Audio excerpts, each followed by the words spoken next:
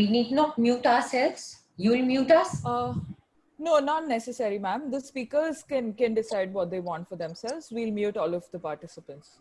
All of the attendees will be muted.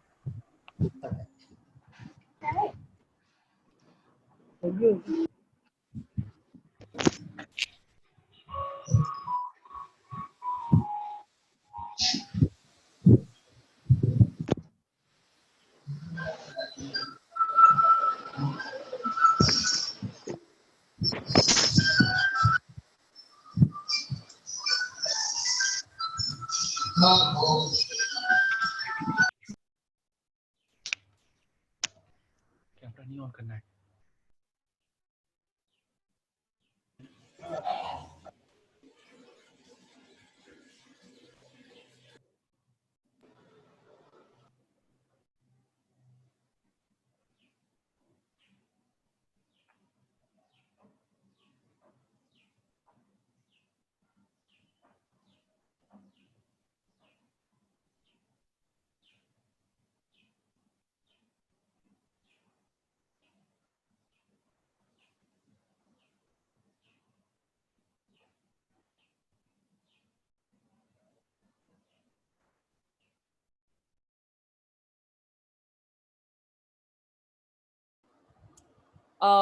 Apologies for that. Good morning to our respected speakers and participants. Before we begin, I'd like to request all of you to please keep yourselves muted. Keeping the camera on or off is entirely up to you, but it would, I think, be easier for everybody to hear better if the mics are muted. So please be mindful of that. Now, the reason why we plan to do this webinar is because October marks Domestic Violence Awareness Month. And with that, we thought it would be a good idea to organize an awareness program on domestic violence, which is able to cover most legal and psychosocial aspects. Now, we all, from a layperson's perspective, know what domestic violence is. Most of us know about that.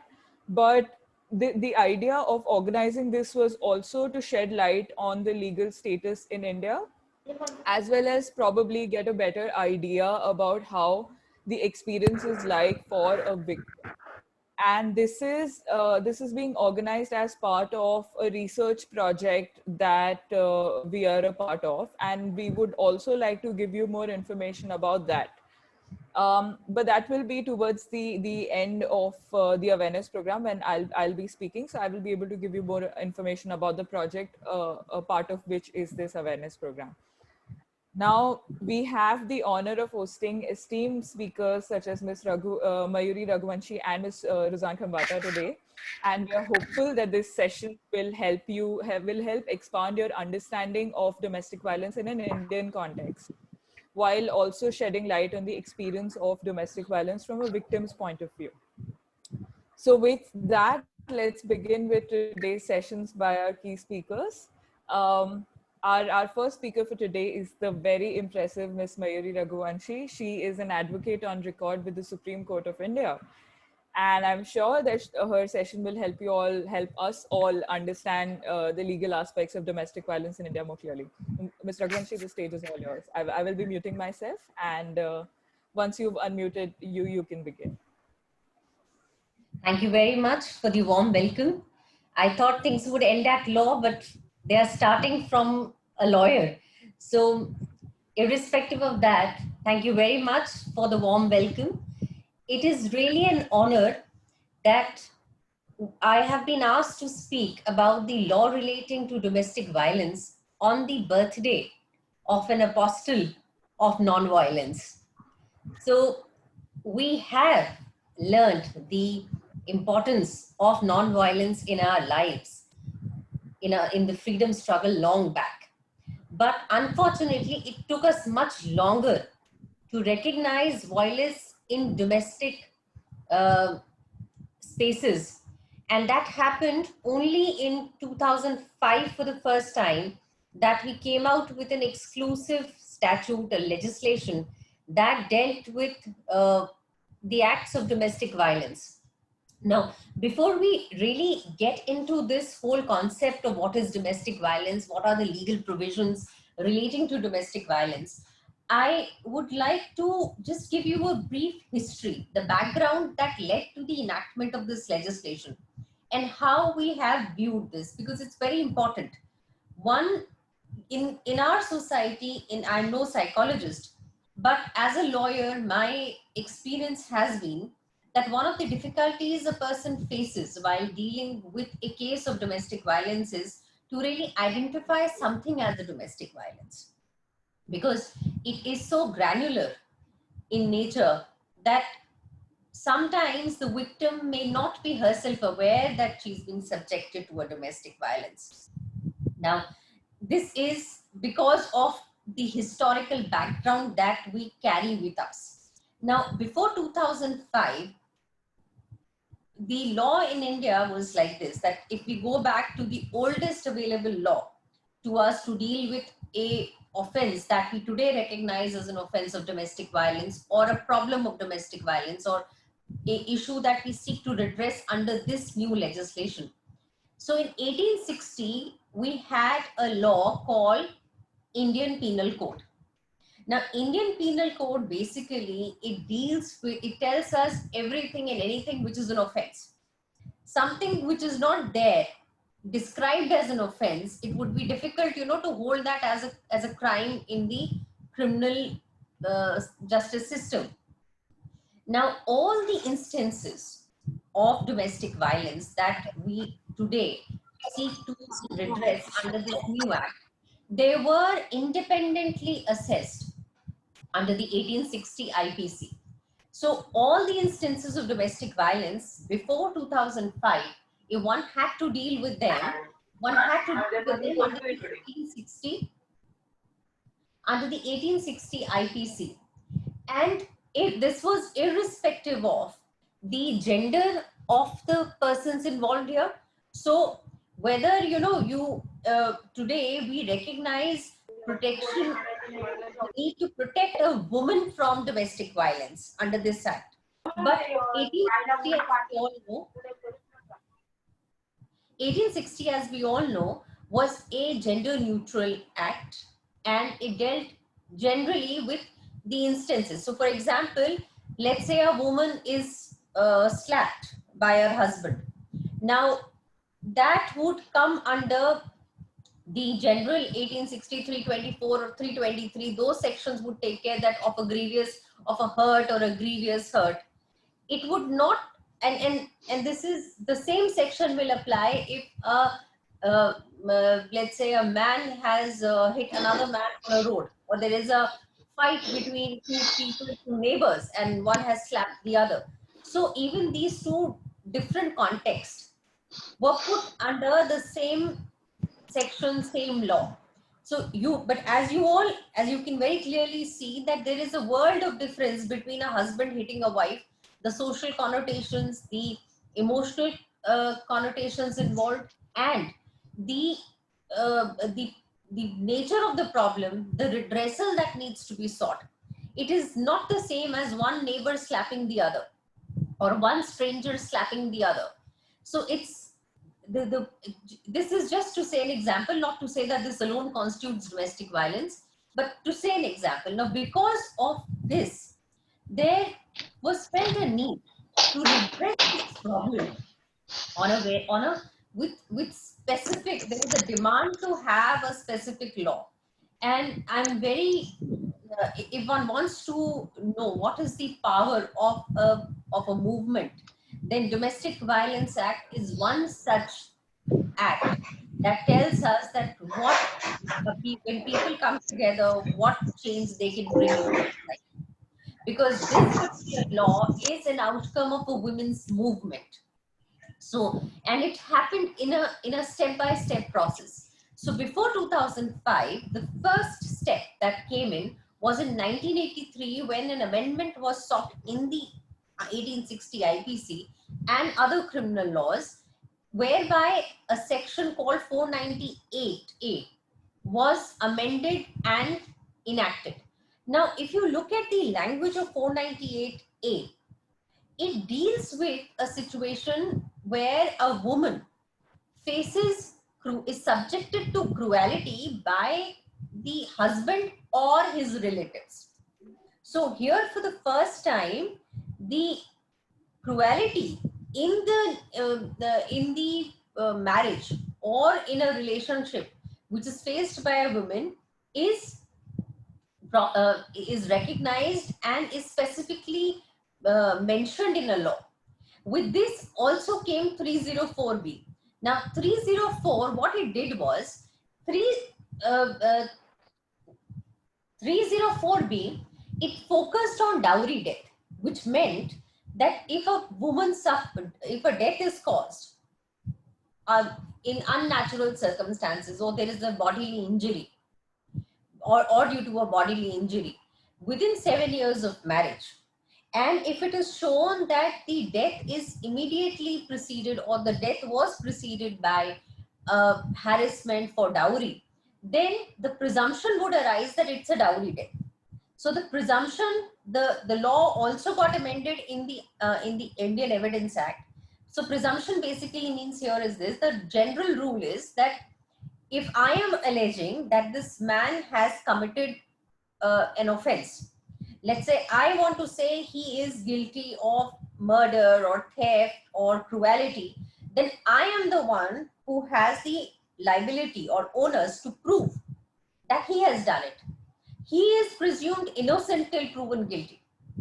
But here, in case there was an exception made. So the exception here is that if I prove the death is unnatural within 7 years of marriage, and yes, there was a demand for dowry, or there was a harassment that was before that the women faced, the deceased faced before a death, the presumption immediately, the burden will shift from the person who is alleging to the person who is accused. So which means the man now here, or the accused who is accused of harassment, that person will now have to prove that I have not done this, which is an exception to the general rule, whereby a person is presumed innocent till he is proven guilty. So this was the backdrop. Now, the interesting thing here is this, that 498A does not talk about dowry. It uses the term cruelty.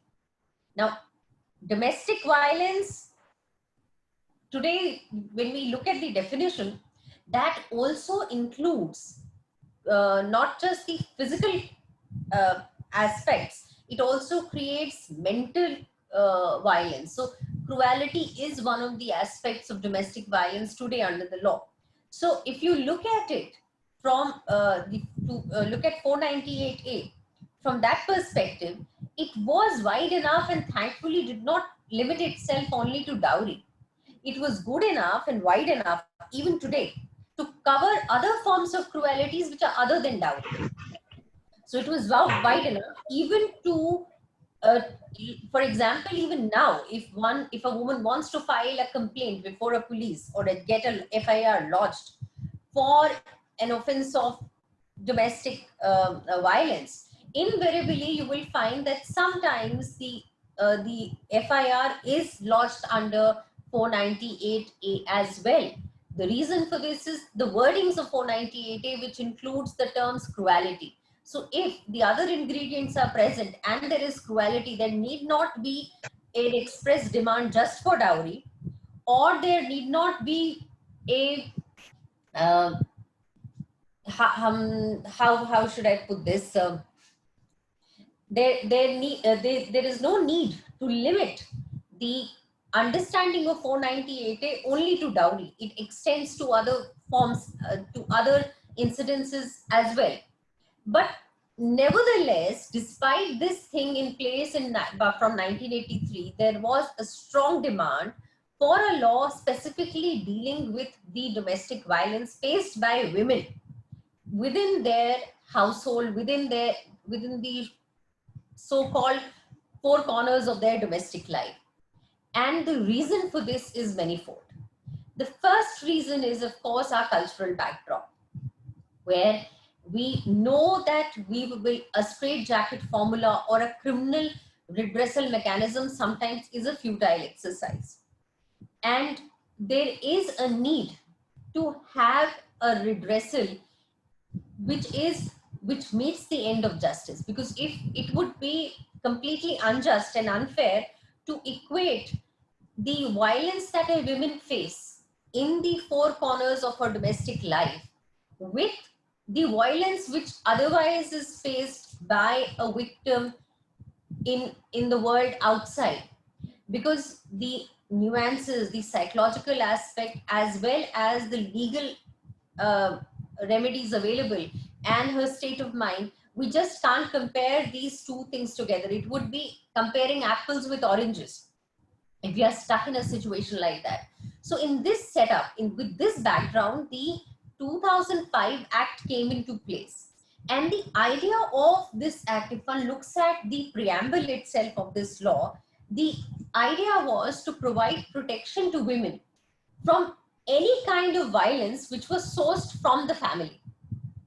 So which means that we are specifically dealing with protection of a category of people, which is women, and protection from a particular class of offenses, of violence, which is sourced from within the family.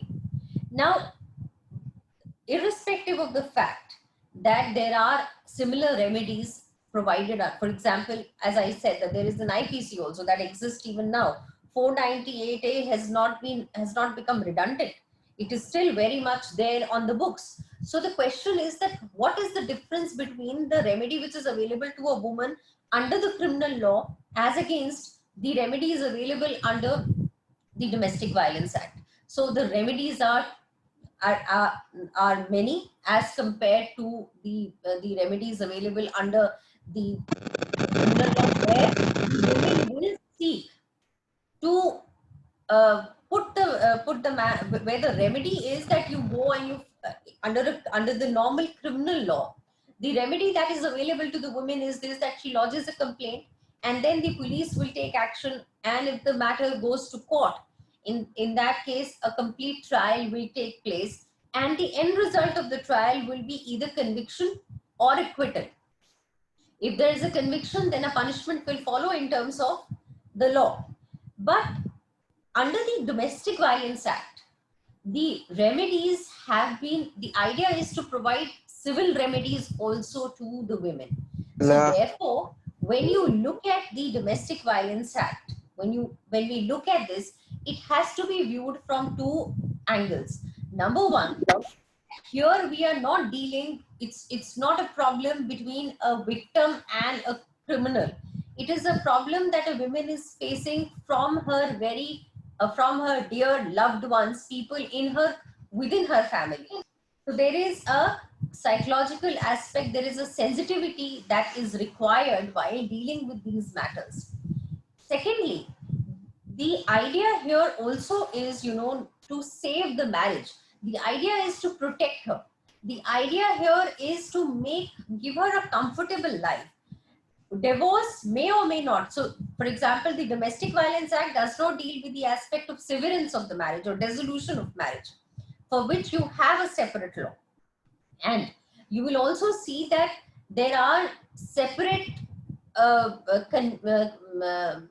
are, for example, there are monetary reliefs which are available under the Domestic Violence Act, which are also available otherwise under the personal laws. But the approach and the angle with which the courts will view the problem is different. Here, we are committed to provide a woman a workplace, to provide a household which is free from violence. The idea is to protect her from the violence that she faces within the domestic walls of her life, and from the violence which is not sourced from outside but is sourced from her family itself. Now, in this context, if one looks at some of the concepts that have for the first time come into place under this act. So, for example, who has a right to file a complaint in this matter? The right to file a complaint goes to a woman who is aggrieved. So, an aggrieved woman is the person who says that I am facing violence in a domestic relationship. Now, what is a domestic relationship is also very interesting here. Now, we look at domestic relationship is not just limited to husband and wife. Domestic relationship can also be sometimes live-in relationships, which are in the nature of a marriage. Now, here I'll be fair and candid that the law is the is this that not all live-in relationships can be regarded as a domestic relationship for the purposes of this act. But nevertheless, there have been times when the courts have come down and have recognized even live-in relationship where two people were living in in a house without marriage, and yet they had recognized that as a domestic relationship for the purposes of protecting a woman or giving her a right to take recourse under this law. But having said that, it also one has to look at the whole case from the perspective that whether or not the relationship is such which is akin to a marriage. If one has to give a general parameter, broad parameter, this is the way we can perhaps look at it, although putting it like this would be putting it too simplistically, and it will be oversimplifying the definition. But nevertheless, broadly we can say that domestic relationship is not limited just to marriage. It does extend in many cases to live-in relationships also. Not just that, it also extends to relationships which are estranged.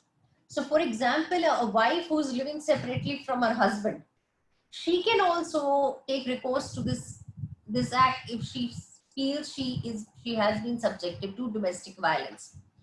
The other important concept that had come in place is the concept of a shared household. Now, if I have to put it in a layman's language, I'll say that a shared household is the place where a woman is living with the other people with whom she is sharing the domestic relationship. She need not be the owner of the house.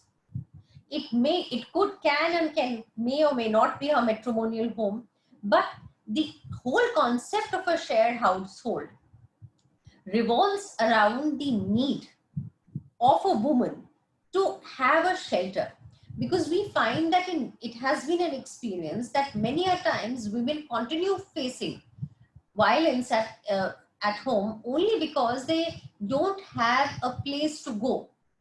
There is no place they can go to, so that is one reason why they continue to bear all the violence by themselves.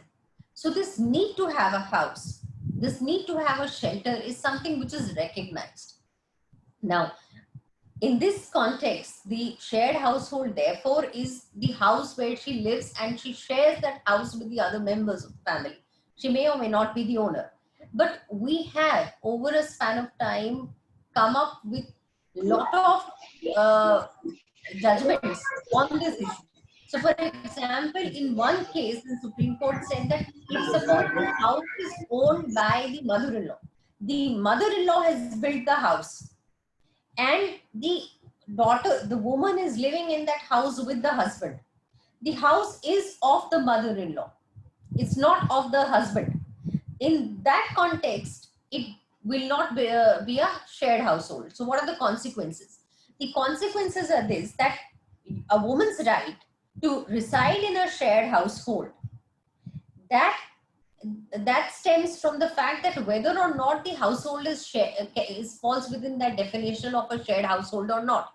Now, if the house belongs to the mother-in-law and does not qualify to be a shared household, she loses her right to assert that she has a right of residence in that particular house. Now, that does not mean that she cannot apply for residence orders and other things, but simply, if I have to put it in a layman simplistic language, I'll say you can't insist on living in that particular house. Maybe you can apply to the court to provide you with an alternative accommodation or a residence, but you may not be in a position to assert that that particular house is the shared household. Now, So if one looks at the whole scheme of the act here is this. It recognizes on one hand the need of a woman to continue to live in the house because it is her shared household. She should not be brought to the street.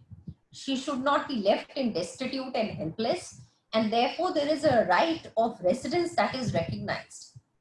And at the same time, when if one looks at the definition of domestic violence, so if I can just read it out for you, it says any act, omission, commission, or conduct of respondent shall constitute domestic violence in case it causes harms or injuries or endangers the health, safety, life, limb, and well-being, whether mental or physical, of the aggrieved person or tends to do so, and includes causing physical abuse, sexual abuse, verbal abuse, and emotional abuse and economic abuse. So if you look at the definition, and I'm just reading only one part of the definition right now, it has 5 other aspects.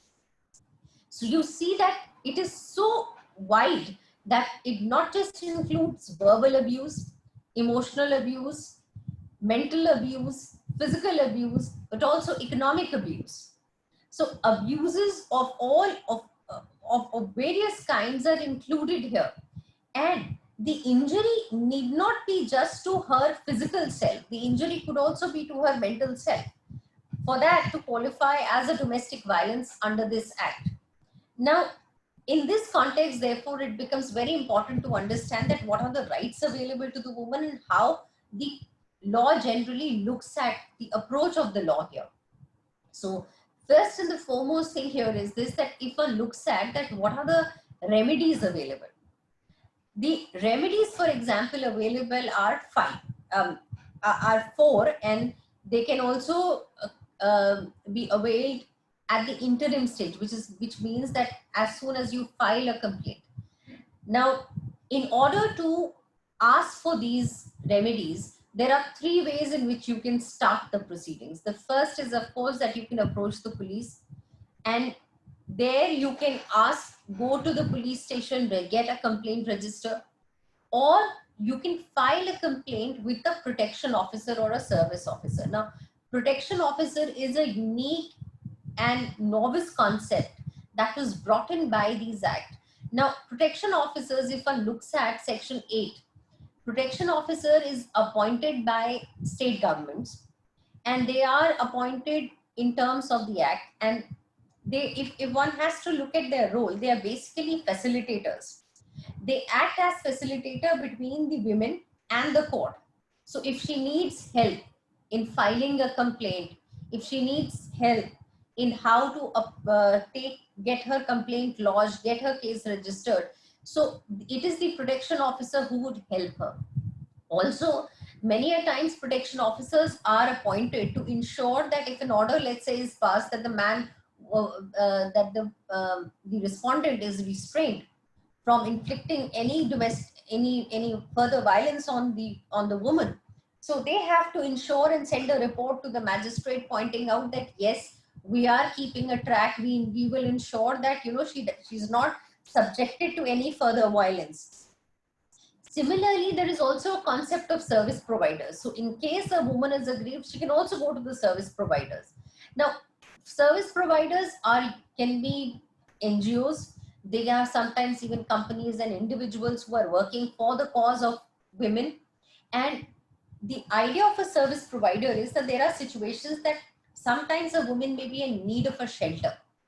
Now, if she is in need of a shelter at that point of time, these service providers step in and they give her these services that she needs. They can provide her with shelter or other forms of legal aid, sometimes child care, because women, sometimes there could be women with children and they would need somebody to take care of the children. They would need those child care facilities. These service providers then step in. So if one looks at these 2 concepts of protection officer as well as service provider, it becomes clear that how different and diverse the role and the vision of this act is from the from the criminal law, that is IPC, where here the whole idea is not just to protect the women, but to basically make permit her to continue to live a life that she otherwise intended to live without while protecting her from violence. So here it's not about just setting the perpetrator, not just about booking the perpetrator. This is also about reforming. This is also about helping the woman get back to a normal life. So if therefore now with this understanding, if one looks at the reliefs which are available, so the remedies or the reliefs that are available under this act, they are given, they start from section 18 onwards of this act. And for example, the first remedy that is available to a woman is this, that she can apply for a protection order, which means that she can go to the court and she can say that I am facing domestic violence, the respondent should be restrained, or so and so should be restrained. The court will then, he take look at the complaint and can pass an order saying either restraining the respondent or passing a direction or making an arrangement whereby the women is protected from any form of violence in the future. Now, the second, of course, is, as I said, residence order, because one of the most important concept that has come in by way of this act is the concept of a shared household.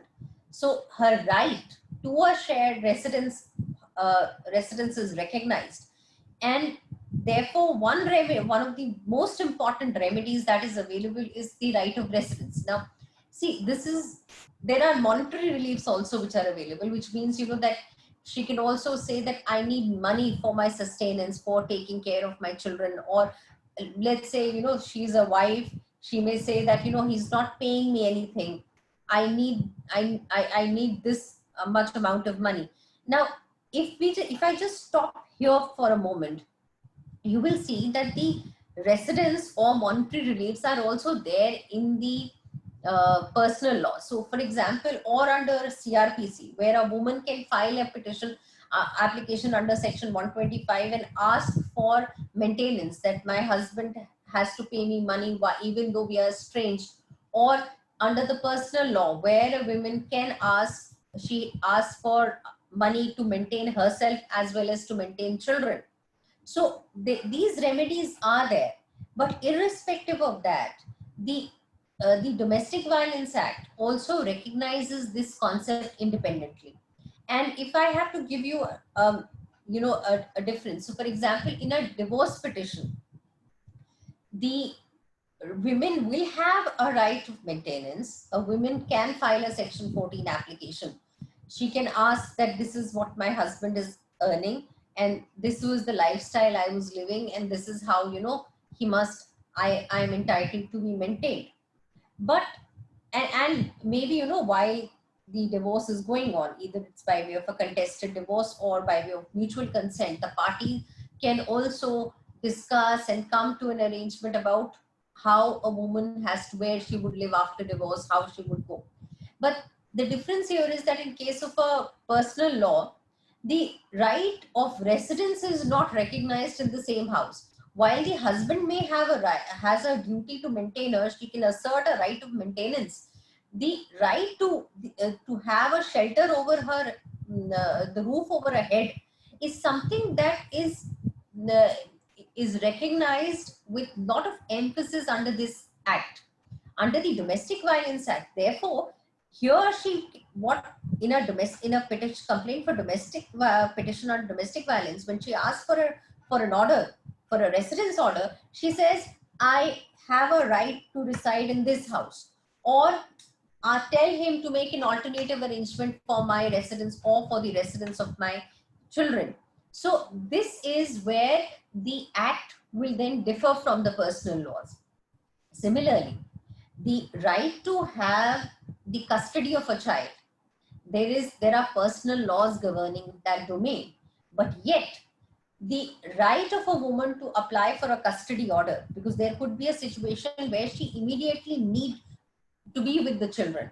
And in India, our we can't, irrespective of the way we want to look at situation, we can't ignore the fact that women are not just the primary caregiver of the children, but in some situations it's the mother, the child. It is always in the interest of the child that he is with the mother. The child that is very small may not be able to live or survive even without the mother. So and also the women may not be in a psychological position to part with the child. Now, given the fact that she's already going through a stage of domestic violence, she is already subjected, she's going through a lot.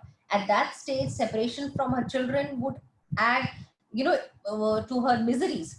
So there are times when women also continue to face violence just because they don't want separation from children. Now, if that is the situation, the custody orders therefore comes as is a very powerful remedy, because there she can actually go and say, now irrespective of the personal laws, she can ask for the custody of the children. She can say that I must not be separated from my children. Now, if you look at these remedies once again, whether it's the protection order asking where she seeks protection from violence, whether it's residence, whether it is monetary orders, or whether it is custody orders, you will see that all these orders are aimed at addressing the problems that are faced by women that for years and years together historically have caused a psychological um, uh, hurdle in their minds from resisting violence in domestic life. Because there are times women continue to face violence only because they don't want to be separated from the children, only because they don't have the financial independence to survive on their own, only because they don't know where to go, they don't have a place to go, they can't go back to their parents' home, they can't go back, they can't be they are forced to continue to live with their husband. So if one looks at the remedies, it becomes very clear that how different the approach had been of the legislator, and how we have traveled from 83 or 1860 to 83 and then to the 2005 law.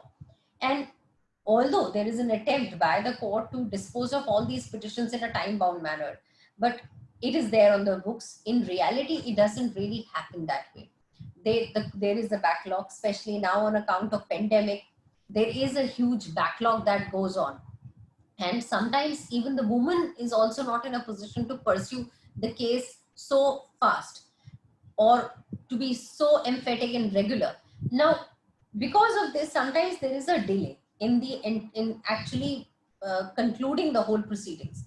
Therefore, there is a power given to the magistrate to pass interim orders. So even while the case is pending, even right on the first day at an interim stage, the magistrate has the power to pass interim orders with respect to any of these things, so that in the meanwhile she's protected and she does not have to wait for the entire matter to end before some relief can go to her. But having said that, the real problem that comes in these matters is the difficulties that a woman would face in prosecuting a case, whether it could be a financial help. Sometimes, as I said, women are primary caregivers, and fighting a litigation on top of that becomes very difficult for them. I can say that from a personal experience, that every time a woman has come to me or has approached in my office asking for filing a case of domestic violence, the first thing I ask them is this: how do you intend, managing your things? If you have children, where will the children live? If I ask you to be present in court on certain dates, where will you leave the child? Is there somebody you can leave the child with? So these are some of the problems, some practical problems that a woman faces, which often discourages her to fight a case for domestic violence, because there is a delay in the justice delivery system. There is a problem. There are practical problems that a woman may face. She has to go to, if she's working, she will have to report to the job. She may find it too much, to take leaves or and to come for a hearing. So these are problems, and most of the times when we are dealing with a client like that, we have to ensure that the date that we get from the court is conveyed to her in advance, so that she can apply for leave from the office and be present on the next day. Or we try and to have her ask her dates in advance and accommodate her, but it's easier said than done. It's very difficult, because the person who goes through, unlike other forms of litigation where a lawyer is able to really step into the shoes, and that power of attorney, the wakalatnama that is executed, the lawyer is really able to take all the load from the client. In matters like these, unfortunately, the women continue, their role remains, they continue to play a very pivotal role. But the bigger problem here is not this. This is something which I think with lawyers and judges and courts together can still address. We can still find out ways to deal with it. The bigger problem in these matters are two. The first problem is this, that what happens behind the closed walls is sometimes very difficult to prove. As I said, a physical violence can still be proved by way of a medical proof, but in many cases, the women say that yes, we were beaten up, but on that particular day, we never went to the doctor to get ourselves checked. The medical certificate that would show that she was beaten up is not there. So at a later stage, to prove in the court that indeed there was a violence which was inflicted, it's very difficult. Now, this is about a physical violence, which otherwise could have been, we could prove in court. But what about mental violence? What about the abuse that she has suffered, which is not visible to eyes, which is something that she has felt? So in those cases, it becomes very difficult sometimes to prove. Also, in India, the problem is the bigger problem is of a mindset. Sometimes we don't view something as a violence, and it may depend from from person to person. It's a perspective. So for example, I'm sure a lot of people here in India would have heard this, that if you hit somebody, you only hit people you love. So we come from a culture where we recognize the abuse as an expression of love, and this is a problem, because abuse can't be an expression of love. And this is where women, not just women, I may as a woman may not be fine with it, I may, but when you go to the court, there are times we have heard. In fact, I was once training a group of judges in an institute, and we came across this incident was shared by a very senior judge with me, who reprimanded a junior judge in a lok adalat, where they were trying to settle these the short dispute. So one dispute was pertaining to domestic violence, where a woman had filed a case. Now, whether it was the anxiety or whether it was an attempt, because what happens is that in India, there is a lot of emphasis, and I don't say that that approach is incorrect, but there is a lot of emphasis on saving the marriage. The institution of marriage is very sacred, and we do not want the institutions to marriages to be dissolved for small reasons. Now, violence definitely is not a small reason, but it has been seen that despite violence, there has been an approach of everybody, court, lawyers, judges, lawyers, everybody. We still try to work via media. We still try to see if something can be worked out to save the marriage. Now, in this particular case, the women said that, he has slapped me. And the judge said, so what? He loves you also. What if he has slapped you? So the senior judge, she completely reprimanded. She said, will you please come here? Reprimanded a junior judge and asked him to come back. He said, no, domestic violence is an offense. You can't, this remark, this observation that you said to the women during the conciliation proceedings is incorrect. Do not, please refrain from saying this. Now, this gives us an insight into it's not just about, uh, illiterate or uneducated people. It is people who are manning the system. They sometimes also look at abuse. There are hardly any parents who have not hit their children. Ask a mother, she must, I mean, in our entire audience, I'm sure there will be mothers who have definitely, raised hands on their children at one point or the other. Now, we are fine with certain amount of violence. We look at we look at sometimes these physical abuses as something that goes on, and one has to move on with it.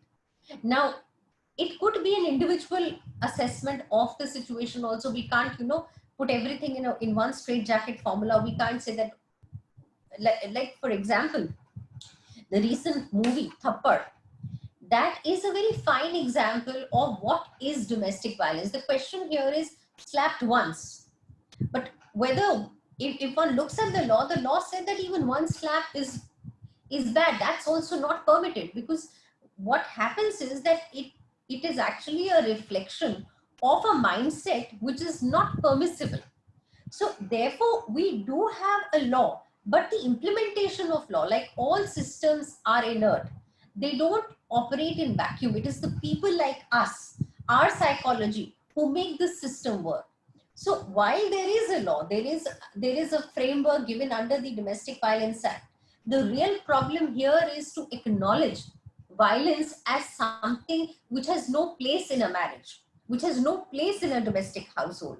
We look at things like this, that, oh, if I love somebody, the person is mine, whether it's my wife or my daughter-in-law, I can still, slap her or scold her, and I have a right to do that. I have a right because I love her. Now, that approach really has to change, because unfortunately now the law does not recognize that. Well, maybe, in some places, people would say that, why do you want to, dissolve a marriage on something as minor as small there? So therefore, the problem here is that, yes, we got the act in 15 years back. There is a 2005 law that says there is no place for violence in marriage, but law alone will not be able to bring that change. The change will only come when we change the way we look at the problem. The change will only come when we change our psychological approach to the problem. When we change our mindset, when we understand and we look at this as an offense, when we recognize that violence has no place in marriage, and we say we stop being okay with it. So with this, Rubab, I hope, if there are any questions, I think I'm given to understand we'll take it at a later stage. But if you... No, actually, we can take questions right now. So if there, in fact, that is exactly what I was typing right now, that if any of the participants have any questions for Ms. Raghuvanshi, please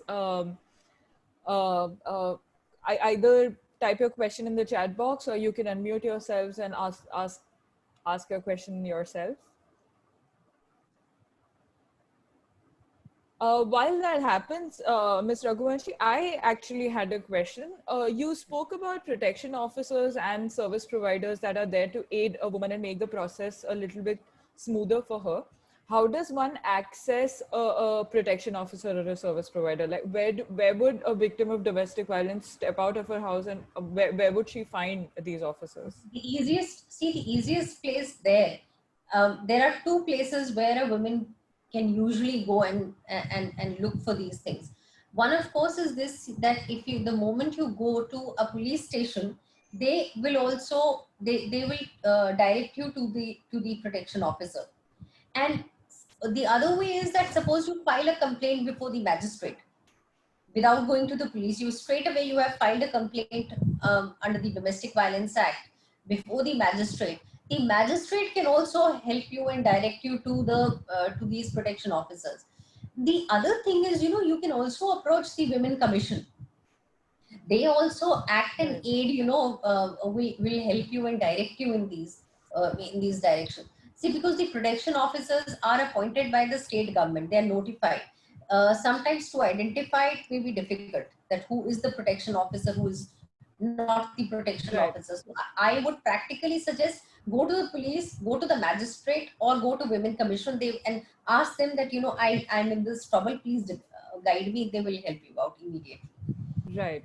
Because for I think for women who are as privileged as me, somebody like you, for them it might be easier to navigate through this process.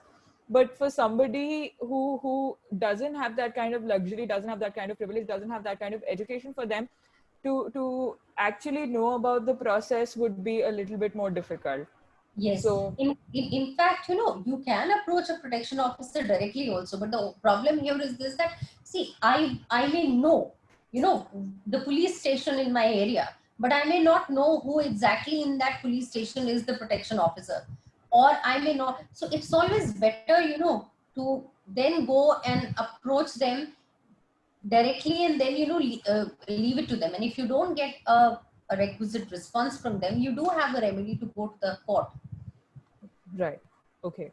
So if any of the participants have any questions, please ask them now. So Yes.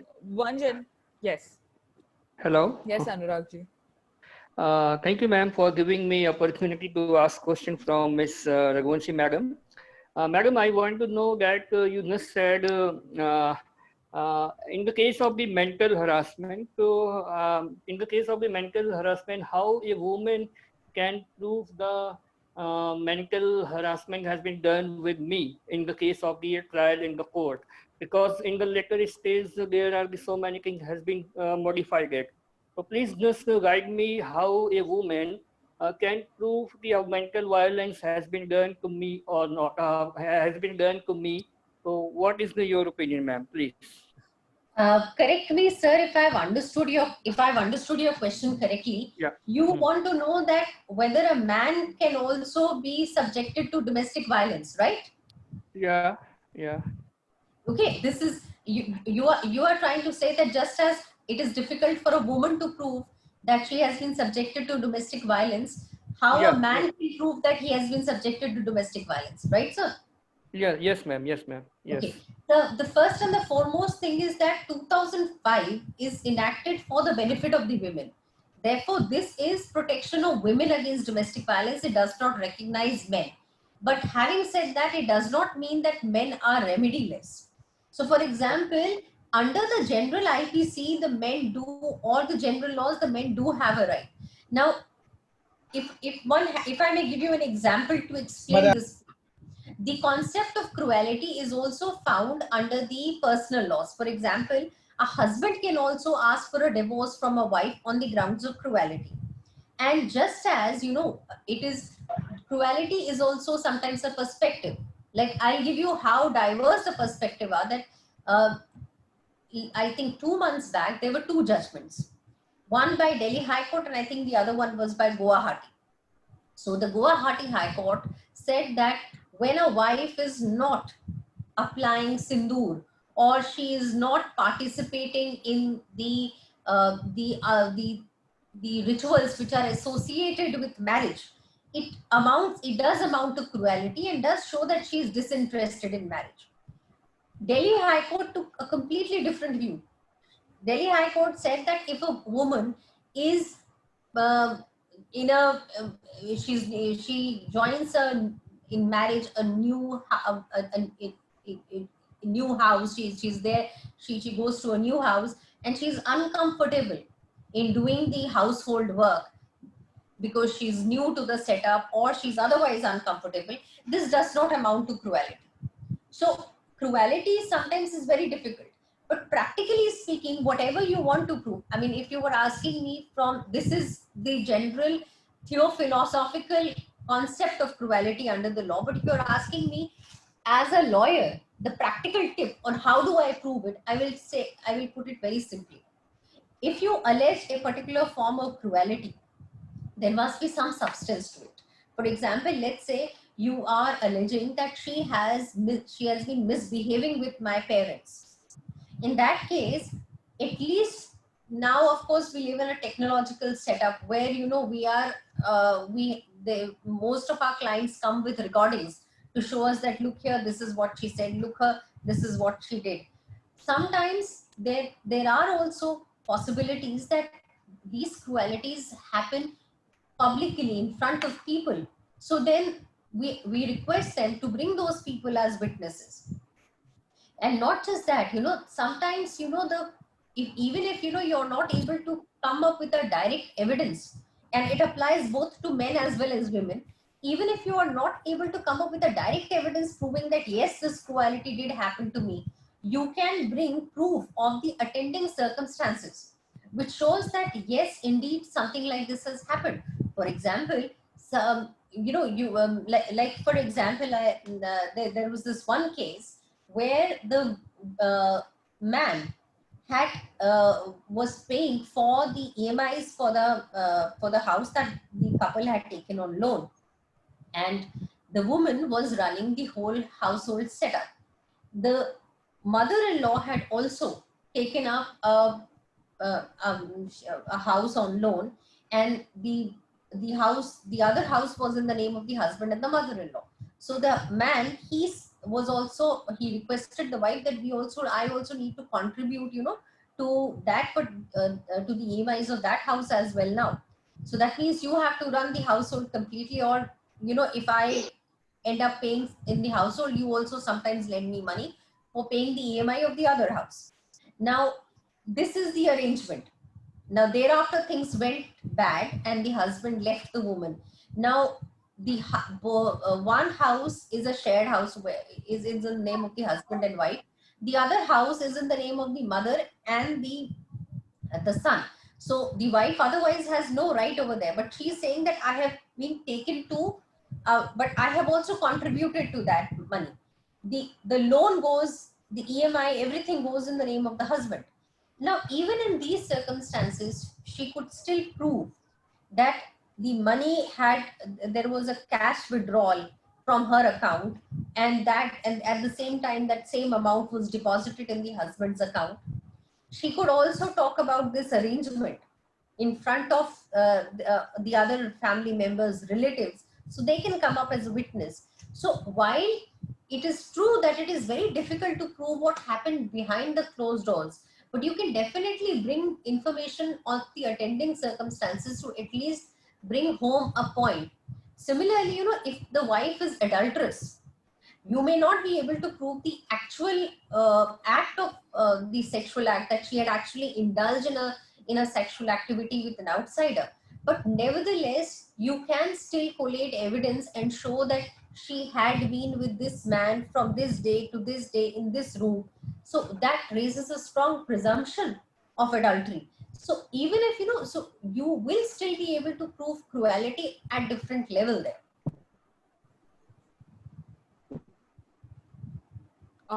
Okay, so I'm afraid that we will not be able to cover all of the questions.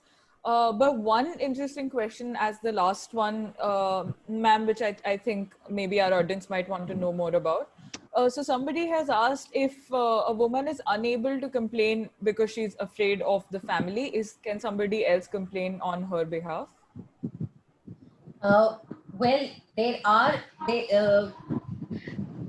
the thing here is this, if she's afraid, if you look at the definition, I'll just open this definition for you. I don't know if I'll be able to share this with you or not. I don't think there is a provision in which I can share this definition with you.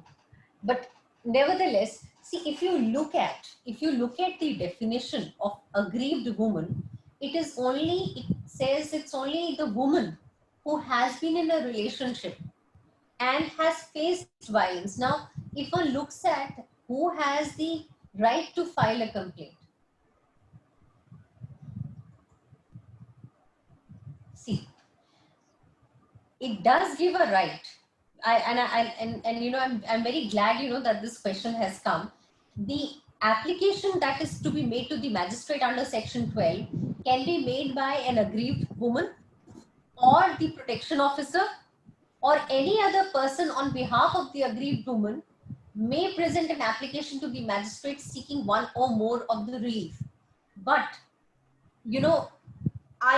in practice, it is inevitable, you know, that from a, yes, there is definitely a provision that a woman can make a complaint. Although the aggrieved woman, there is no scope of any further interpretation there. But yes, the other person can also make an application.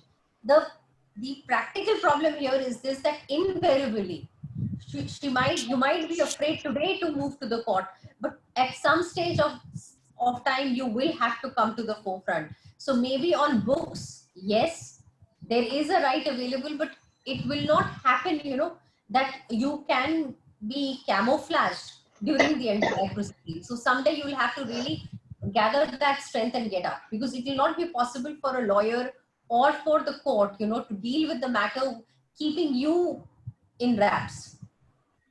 Right. Okay. So I think that that's our time. Thank you so much, Ms. Raghuvanshi, for giving such a detailed and I think very easy to understand, because legalities can be very complex for somebody who doesn't understand it. So thank you so much for your session. It was very informative. It was very brilliant. And with that, shall we move on to the next speaker? Thank you. It was a pleasure. It was our pleasure, ma'am. It's an honor.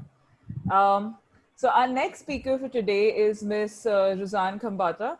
She has been working in the field of women empowerment with immense passion for several years now. And her organization and initiative of Police Heart have helped thousands of local women. And Ruzanji, please take the stage. Thank you. I'm sure you'll Thank be you, able Rupa. to speak from a more social perspective and help people understand about the actual status in society. Thank you. Thanks a lot. Stage is all yours. Thank you. Thank you for having me. And Mayuri, it was a very informative session. Thank you. I also learned a lot of things. How much minutes do I have to speak? So, ma'am, anything, maybe 20 minutes. If you want to exceed that, that's completely fine. We've not really kept a formal time limit for any of the Because then speakers. you are also there, so I was wondering that everybody is there. I appreciate the time. No, not a problem, ma'am. Take your time. Okay. And I'll speak in Hindi. Is it fine? Is it okay? Hindi mein bole? Gujarati mein bole? Hindi is fine, na? Hindi is fine, ma'am, because we have a lot of participants who are out of Gujarat. So. ठीक है. Now I would, I mean, मेरे को ऐसे कहने में थोड़ा शर्म भी आता है कि डोमेस्टिक वायलेंस मेरा फेवरेट सब्जेक्ट है, इसलिए मैं वर्ड यूज कर रही हूँ फेवरेट सब्जेक्ट है, because what I'm seeing is कि I'm seeing a stark difference इस तरह है कि जो older generation है, right, वो generation में डोमेस्टिक वायलेंस जैसे भी हम डिस्कस कर रहे थे, मैम ने डिस्कस किया कि एक्सेप्टेड है, they don't even know कि मेरे साथ डोमेस्टिक वायलेंस हो रहा है. But thanks to the awareness, जो सब लोग मिलके सारे NGO बोलो, गवर्नमेंट बोलो, लॉज है, लॉयर्स है, जिस तरह का अवेयरनेस हम कर रहे हैं, अभी की जो जनरेशन वो समझ रही है कि domestic violence. So that is a good point. Let us look at the good, better points. कि जिस तरह thanks to the social media, thanks to this TV video, social serials and all that, now people do understand कि ये domestic violence हो रहा है. Little bit coming back, अपने थोड़ा पीछे जाए तो practically देखा जाए तो psychologically, if you talk of psychologically, मैं दो चीज बात करूंगी. एक तो mental drill की बात करूंगी कि हम mentally psychologically सामने वाले को कैसे overpower कर सके, क्योंकि डोमेस्टिक वायलेंस एक दिन में नहीं हो जाएगा कि चलो भाई आके पीटना चालू कर दो. नो, ऐसा नहीं होता है. अगर हम patriarchal, coming back to that point, looking back जो पैट्रियार्कल सोसाइटी जिसे हम पितृत्ववता सोसाइटी कहते हैं, उसमें क्या हुआ है कि सालों से डोमेस्टिक वायलेंस चल रही है. अब हुआ क्या है कि लेट अस से पेरेंट्स, फादर हो या लेट एग्जांपल लेते हैं कि फादर मदर के साथ डोमेस्टिक वायलेंस कर रहा है, घरेलू हिंसा कर रहा है. कितने छोटे छोटे बच्चे होते हैं, लेकर बेटी होती है, बेटा होता है, तो जब छोटे होते वो देखते तो उनको नहीं अच्छा लगता है. दे फील के ये गलत हो रहा है. ऑब्वियसली किसी को भी ये गलत लगेगा कि you know somebody is beating their mother, and more गलत उनका फादर उनकी मदर को बीट कर रहा है. लेकिन अब क्या हो रहा है, जो बेटा होता है वो सोचता है कि मैं बड़ा होकर मेरे फादर को मारूंगा, स्टॉप करूंगा, ये वो सब होता है.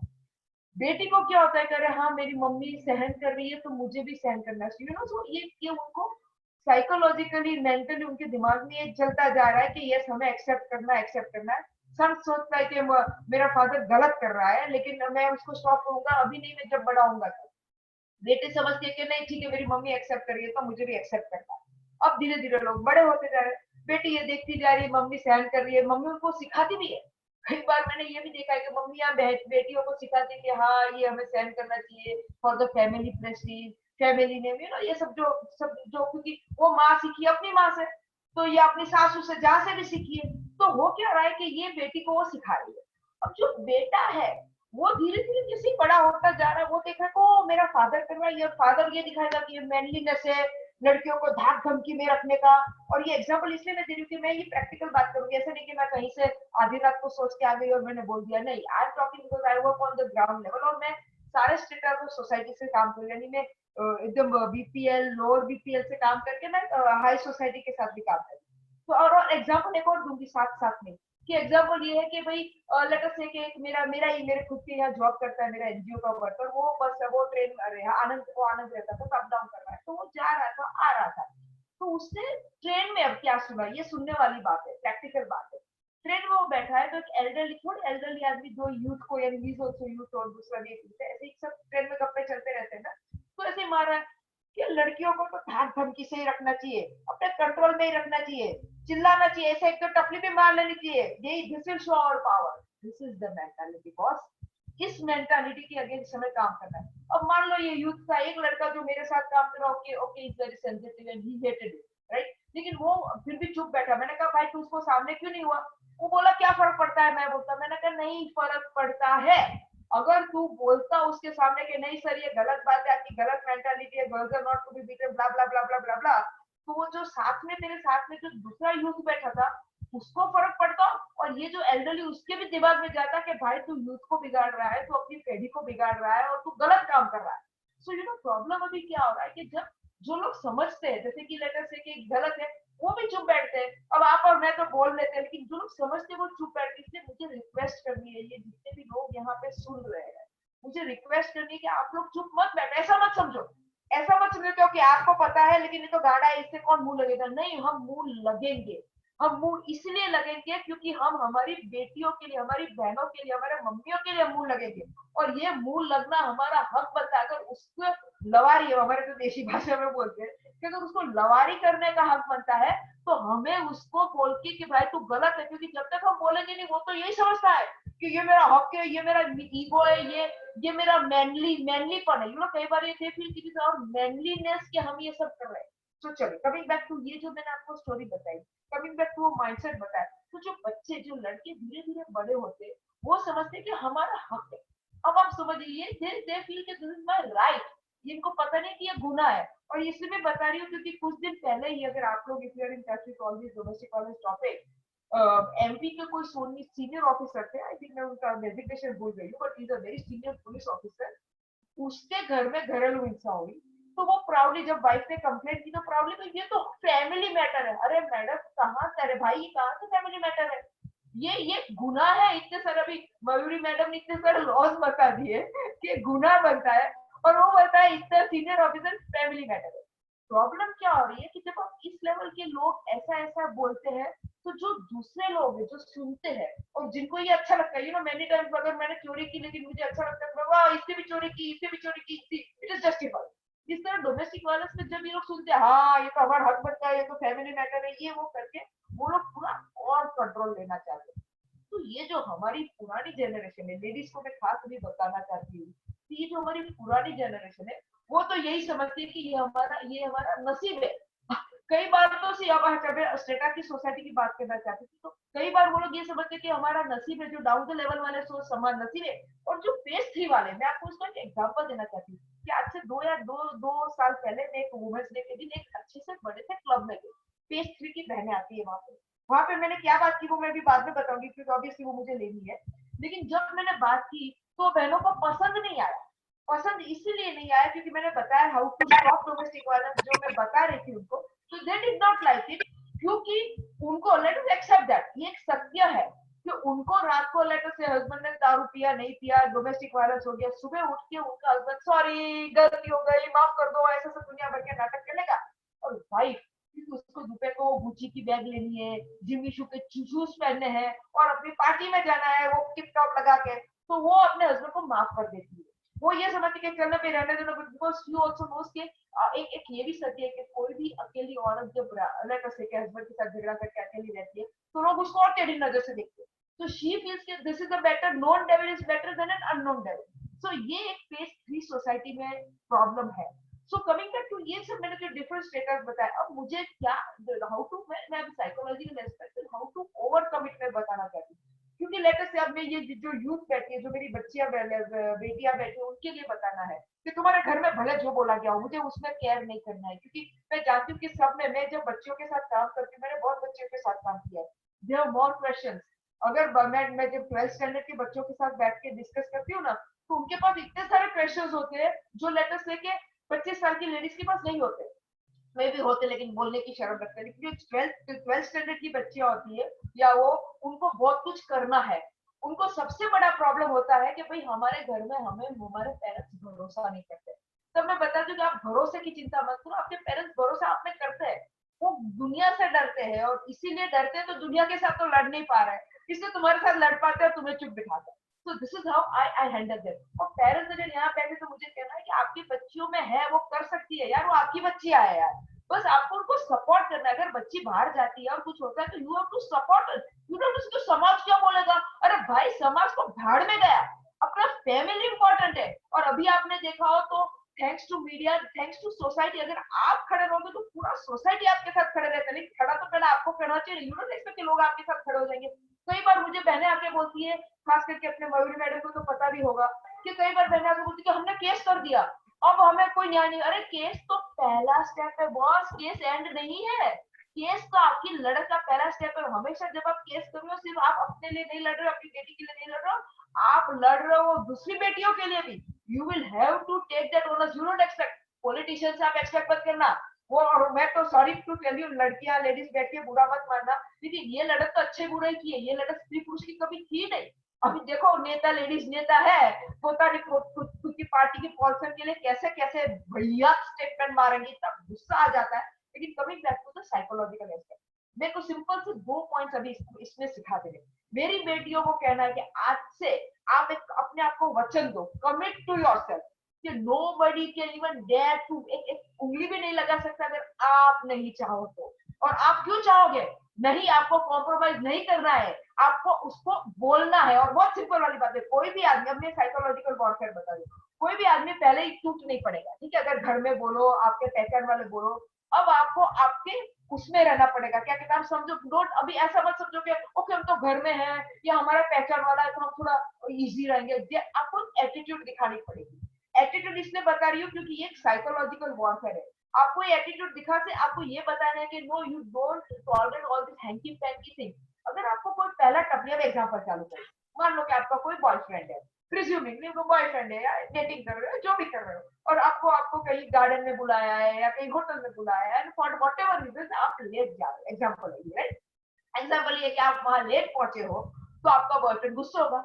अब गुस्से इसलिए होगा, 2 रीजन के लिए होगा. एक तो ऑब्वियसली सब उसको घूर घूर के देखते होंगे कि देख नवरी ना बैठा है, तो यू नो उसको ईगो आ जाएगा कि देख मैं पहले आ गया, मैं लड़का, मैं इतना बिजी आदमी, मैं पहले आ गया, वो लड़की नहीं आ रही है. देख तो वो दिमाग में चल रहा है यार, और सब देख रहे हैं मुझे, उसका ईगो हो गया.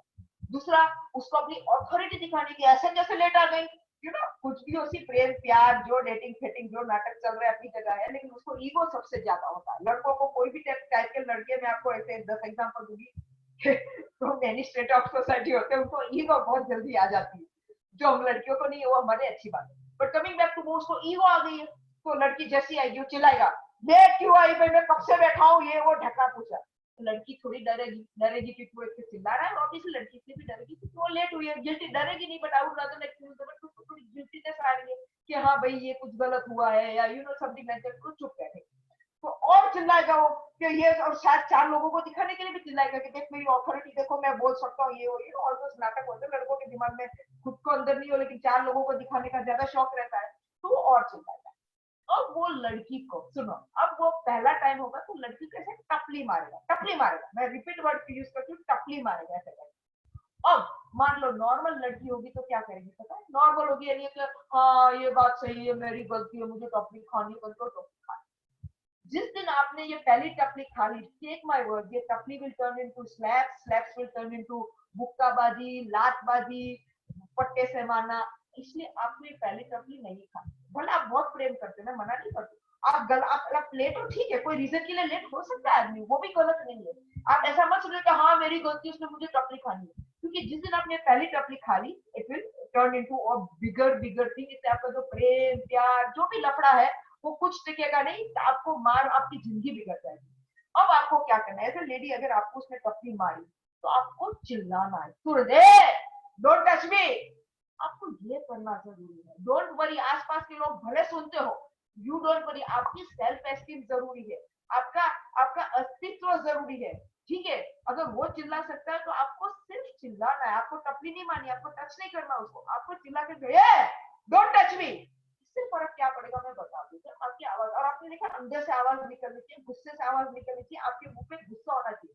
भले आप लेट हो, लेट कोई बड़ा गुना नहीं है कि आप बोलोगे कि हाँ मैं मार खाऊं, समझो, आप प्लीज समझो। तो एक बार जैसे आप आवाज उठाओगे, आप बोलोगे, सामने वाला डर जाएगा। ये साइकोलॉजी का फैक्टर है। ही विल नो कि you are not going to tolerate this. अब नेक्स्ट स्टेज में बता देती क्या होगा। नॉर्मल केस ये सच है, ये सब जो मैं बता रही हूँ ये सब रिसर्च और वो सब के बात बता रही हूँ, ऐसा नहीं कि आगे आधी रात को सपना मैं बोल रही हूँ। तो कमिंग बैक टू नेक्स्ट चीज में ऐसा होगा कि जैसे ही आप ये चिल्लाओगे ना तो सामने वाला डर जाएगा आपका पर्सन, बरोबर है, क्योंकि वो भी देखेगा चार लोग आसपास अब देखने लगे, अब वो थोड़ा थोड़ा थोड़ा कंट्रोल में आएगा, उसको लगेगा नहीं यार this is being blown out. तो वो शायद मैं बता दूं, शायद वो डर जाए, तो शायद वो चुप बैठे, या वो क्या कहता है बता दो, अरे नहीं नहीं मैं तो मजाक कर रहा था, नहीं नहीं ले ले तू बीमार, ऐसा भी कुछ कर सकता है। या उसको थोड़ा बहुत जोकिंगली ले लेगा, नहीं नहीं मैं तो मजाक जैसा। अब आपको फिर भी, अब now what is the next step, अगर उसने बोला तू मार करके आपका हाथ भी ऐसे ऐसे कर सकता है, तो आपको कहने का नहीं, क्योंकि अगर आप उसको मारोगे तो वो उसको गेम बना देगा। और अगर ये आपका ये जो गुस्सा है अगर गेम में कन्वर्ट हो गया, तो प्रॉब्लम क्या होने वाली है कि वो गेम बनती रहेगी, जिंदगी भर गेम चलती रहेगी, आप याद रखो, और आप ये गेम में कभी जीत नहीं पाओगे, क्योंकि वो मारेगा, ये मारेगा, वो मारेगा, तो वो ये गेम फिर सीरियस गेम बन जाएगी।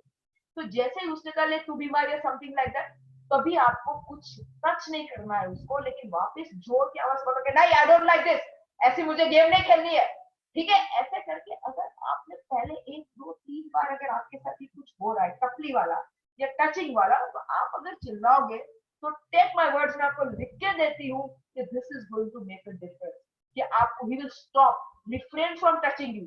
और अगर अगर वो आपको, अगर लेट्स से अब आप समझते हो तो मैं तो उसको बहुत लव करती हूँ, लेकिन अगर if he also really loves you, he will stop it. But if he doesn't love you, तो वो आपके साथ में भी गुस्से हो जाता है, छेड़ा छोड़ देता है, तो आप छोड़ देना।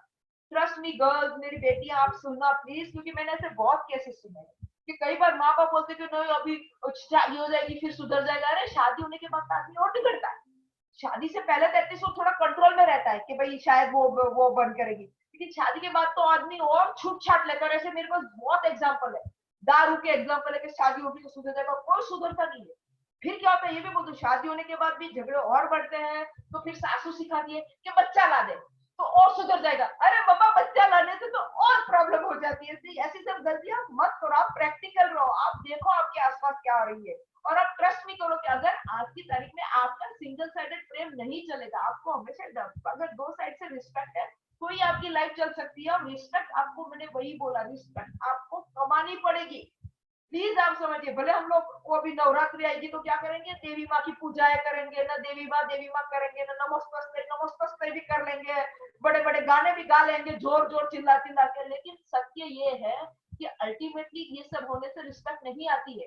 अगर एक आदमी ने आपको रिस्पेक्ट की, वो रिस्पेक्ट जरूरी है, वो देवी माँ के गाने गाएगा तो कोई रिस्पेक्ट नहीं होने वाली है। This is very very important my girl, इसीलिए ये मैं आपको बता दूं कि आपको एक टपली रोकनी है। अब coming back to the little elder generation की मैं बात करूं, जो भी यहाँ मेरा सुन रहे हैं, उनको क्या, और अच्छा अभी मैं जो बता रही हूँ ऐसा नहीं कि मैं बता रही हूँ वो ही मैं ही बता सकती हूँ, आप लोग भी इसको आगे ले जाइए ना। मैं हमेशा मेरी बहनों को कहती हूँ कि एक बहन कि मैं बेचारी अबला नारी क्या कर सकती हूँ, मैं हमेशा बोलती हूँ कि आपको एक दूसरे को हाथ और साथ देना है, ठीक है। आप कुछ मत करो, आप सिर्फ किसी के साथ कुछ गलत हुआ है तो आप उसके साथ खड़े रहो, आप चालो मत पड़ जाओ, हाँ इसी ने किया होगा, यही गई होगी। अब मैं आपको छोटी सी एक और मैं आपको एक छोटी सी बात बताना चाहती हूँ, एग्जाम्पल देना चाहती हूँ। तो मान लो कि आप कहीं जा रहे हो, राइट, कहीं जा रहे हो और कोई लड़का आपके आसपास में गाना गाता है, कुछ भी गाना गाता है, जैसे छेड़ने वाला गाना गाता है, जैसे मेरे सपनों की रानी कब आएगी, राइट। तो अब नॉर्मली कोई लड़की क्या करे, अगर नॉर्मली इस तरह कोई गाना गाता है तो नॉर्मली लड़की उसको, क्योंकि हमें तो घर में सिखाया गया है ना कि इग्नोर करो, बरोबर है। और हम भी इग्नोर करें तो ऑब्वियसली वो गाना गा रहा है क्या, उसके मुंह लगने का अपने निकल जाएंगे, राइट। कई बार अपने को थोड़ा हंसी भी आ जाएगी कि गाड़ा, अपने मन में बोल के सारा गाड़ा है करके अपने वहां से निकल जाए। लेकिन अब क्या हो रहा है मैं बता दूं, अगर आप वहां से निकल रहे हो, थोड़ा हंस रहे हो, तो लड़के को लग रहा है कि लड़की हंसी तो फंसी, बरोबर है। उसके आसपास एज यूजुअल फ्रेंड्स तो होते ही है, तो वो अच्छा बोलेगे देखा मैंने ऐसा किया वैसा किया, वो लड़के अपने फ्रेंड्स के साथ शो ऑफ करेगा। अब क्या होगा, अब आपने तो सोचा छोड़ दिया, राइट। ये आपको मैं प्रैक्टिकल बता रही हूँ, इसलिए हमने एक सर्विस चालू की थी छेड़छाड़ फोन की, वो भी मैं बताऊंगी आपको। तो अब जब लड़की हंसी फंसी समझ गया और लड़के ने फट्टे मारने चालू किए, तो अब हो क्या रहा है कि उसकी जो फ्रेंड्स है उसने भी देखा कि यार ये तो कुछ नहीं हुआ, तो वो भी जा जाके 2-4 लड़कियों को छेड़ने की कोशिश करेंगे, छेड़ेंगे अभी यार। मैं रिपीट करती हूँ, उनके मन में कोई रेप करने की वो नहीं है, उनको खाली अभी छेड़ने का कि हाँ अच्छा लगता है, लड़की छेड़ती है, लड़की हंसती है, लड़की या डरती है, लेकिन आ जाता है। अब वापस वो लड़की जा रही है और लड़का हो सकता है वापस अब समझ रहा है लड़की हंसी तो खुश, अब थोड़ा आके लड़की के साथ थोड़ा नाटक भी करेगा, वो कुछ ऐसे वैसे कोई भी जो पिक्चर वाला नाटक करेगा, जो भी करेगा। अब क्या होगा, लड़की डर जाएगी। अब डर जाएगी, लेकिन वो अपने माँ बाप को नहीं बताएगी, क्योंकि माँ बाप की तो आदत है कि बेचारी बच्ची बोलेगी तो बोलेगी तू नहीं किया, उसका रास्ता बदल देगी, उसका कॉलेज बंद कर देगी, स्कूल बंद कर देगी। माँ बाप को तो यही प्रॉब्लम है ना, बिगेस्ट प्रॉब्लम तो हमारे माँ बाप के साथ होता है कि वो समझ ही नहीं पा रहे अपने बच्चे को, क्योंकि वो लड़ना नहीं चाहते दुनिया से, वो अपनी बच्ची के साथ लड़ लेते बेचारी। तो अब बच्ची का रास्ता से बेचारी बच्ची माँ को नहीं देती, अब वो स्कूल कॉलेज में जाएगी, अब अपनी फ्रेंड्स को बोलेगी, तो फ्रेंड्स की तो बुद्धि कितनी, फ्रेंड्स की बुद्धि उससे भी शायद कम है, उसकी जैसी से ज्यादा तो फ्रेंड्स की बुद्धि हो नहीं सकती। तो अब लड़की की पढ़ाई बिगड़ेगी, पढ़ाई बिगड़ेगी क्योंकि वो डरी रहेगी, सही नहीं रहेगी। अब पढ़ाई बिगड़ेगी तो उसके जो टीचर है या पेरेंट्स सोचेंगे अरे तू ही कुछ गलत रास्ते पे जा रही है, दिमाग नहीं चल रहा है, अब देखो सब नेगेटिव चल रहा है। इसलिए मुझे मेरी बच्चियों को बताना है कि आपके साथ कुछ भी हो जाता है आपके टीचर को बताओ। ट्रस्ट में मेरे पास ऐसे बहुत सारे एग्जाम्पल्स है, अगर टाइम मिलेगा तो मैं बताऊंगी। ट्रस्ट में मेरे पास इतने एग्जाम्पल्स है कि जो बच्ची टीचर्स लोग होते हैं वो बच्चियों को मैंने बहुत खास ध्यान रखे हैं, और जब बच्ची आके बताती तो मेरे तो ऐसे भी कि टीचर्स लोग पेरेंट्स से भी डिस्कस करते ही हो। तो आपके साथ अगर कोई भी बच्चियों के साथ ऐसा होता है, आपको अगर पता भी चल रहा है, तो आप उसको सपोर्ट करो, आप पेरेंट्स के साथ जाके बात करो, उनको समझाओ और बच्ची के साथ खड़े रहो, तो it will make a lot of difference to that girl. क्योंकि कई बार वो क्या करती है, बच्चे टीचर को नहीं बोलती है, फ्रेंड्स को बता देती है, और फ्रेंड्स के तो बुद्धि की जो भी हो, मैं I am not okay with that. So this is second point which I wanted to. Third point, अब मान लो अब थोड़ा यही स्टोरी थी, तो थोड़ा उसमें रिसर्च पे आगे जाते हैं। अब लड़की डर गई, आवाज एकदम धीरे क्यों हो गई? Sorry, can you hear me now? Hello hello. Yes, ma'am, you're audible. You're absolutely हाँ, audible. अब क्या हो रहा है, अब बच्ची अब जैसे ही वो क्या कहते हैं, वो सहमी रहती है। अब पेरेंट्स को पता चल गया है, माँ बाप को पता चल गया है, और वो लड़के लोग क्या कर रहे हैं, लड़के लोग अभी जो धीरे धीरे जो यू टीजिंग चल रही थी, उनको जो अच्छा लगा, अपने घर में जाके वो सब अपने फ्रेंड्स के साथ डिस्कस कर रहे हैं। हो सकता है थोड़ी डोमेस्टिक वायलेंस भी चालू करें, क्योंकि अब वो क्या कर रहे हैं, गार्डन में बैठ के पोर्नो देखना चालू कर रहे हैं। ये सब प्रैक्टिकल है, कई बार लोग बच्चे लोग आपको लड़के लोग जो गार्डन में कुंडला मार के बैठेंगे, तो आप देखना वो पोर्नो भी चालू करेंगे। तो अब क्या हो रहा है कि उनके दिमाग में अभी रेप, मोलेस्टेशन, डोमेस्टिक वायलेंस, टीजिंग सब बढ़ता जा रहा है। एंड सो अभी हमें इसको निप इट इन द बड करना है, हमें बड में इसको निप करना है। और इसीलिए जरूरी है कि आपको आवाज उठानी, क्योंकि अल्टीमेटली जब तक हम आवाज नहीं उठाएंगे हम ये कुछ नहीं रोक पाएंगे, ठीक है। और आप ये गलत फहमी में मतलब आवाज उठाने से क्या फर्क पड़ता है, बहुत फर्क पड़ती है। अगर आज हम इतने इतने सारे केसेस नोट कर रहे हैं, तो इट इज गुड कि बहनें आवाज उठा रही है, केसेस नोट हो रहे हैं, तो एटलीस्ट कोई तो फर्क पड़ रहा है। इसलिए now it is very important कि हम साइकोलॉजिकल वॉरफेयर कैसे खेल सके।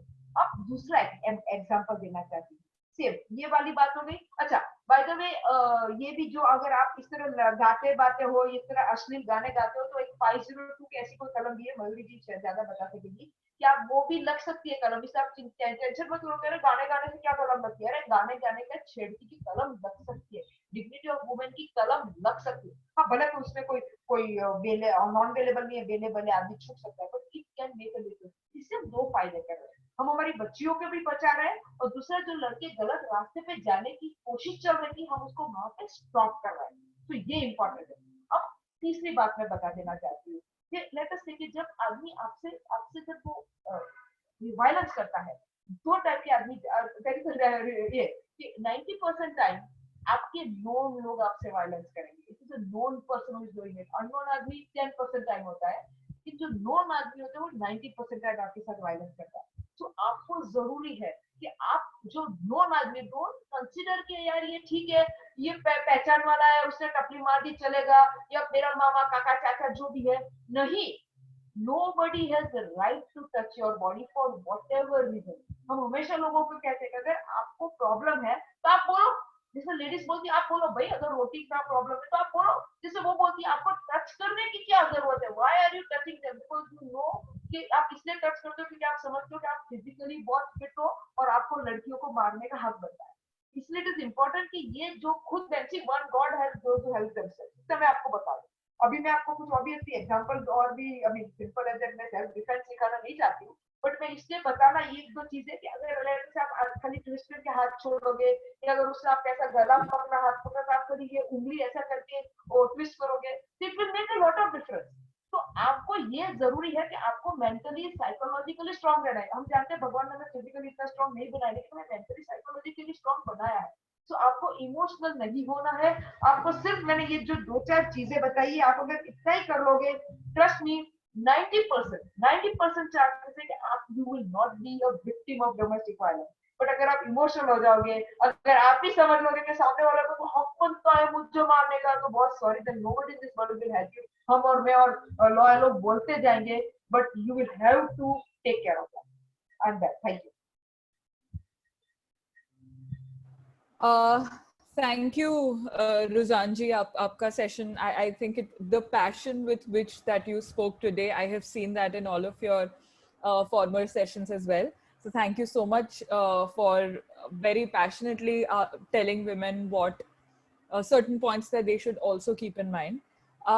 Now we have a couple of questions that we would like to cover. अगर और किसी participant को questions हो तो वो please आप chat box में लिख सकते हैं. I would like to point it out to all of you that we will not be able to cover every question. We will not be able to address each question. And so we will pick questions which are most relevant to our topic at hand today, which is domestic violence. So अगर किसी को domestic violence related या रुझान जी के session से related कोई questions हो तो आप please chat box में type कर सकते हैं. Okay.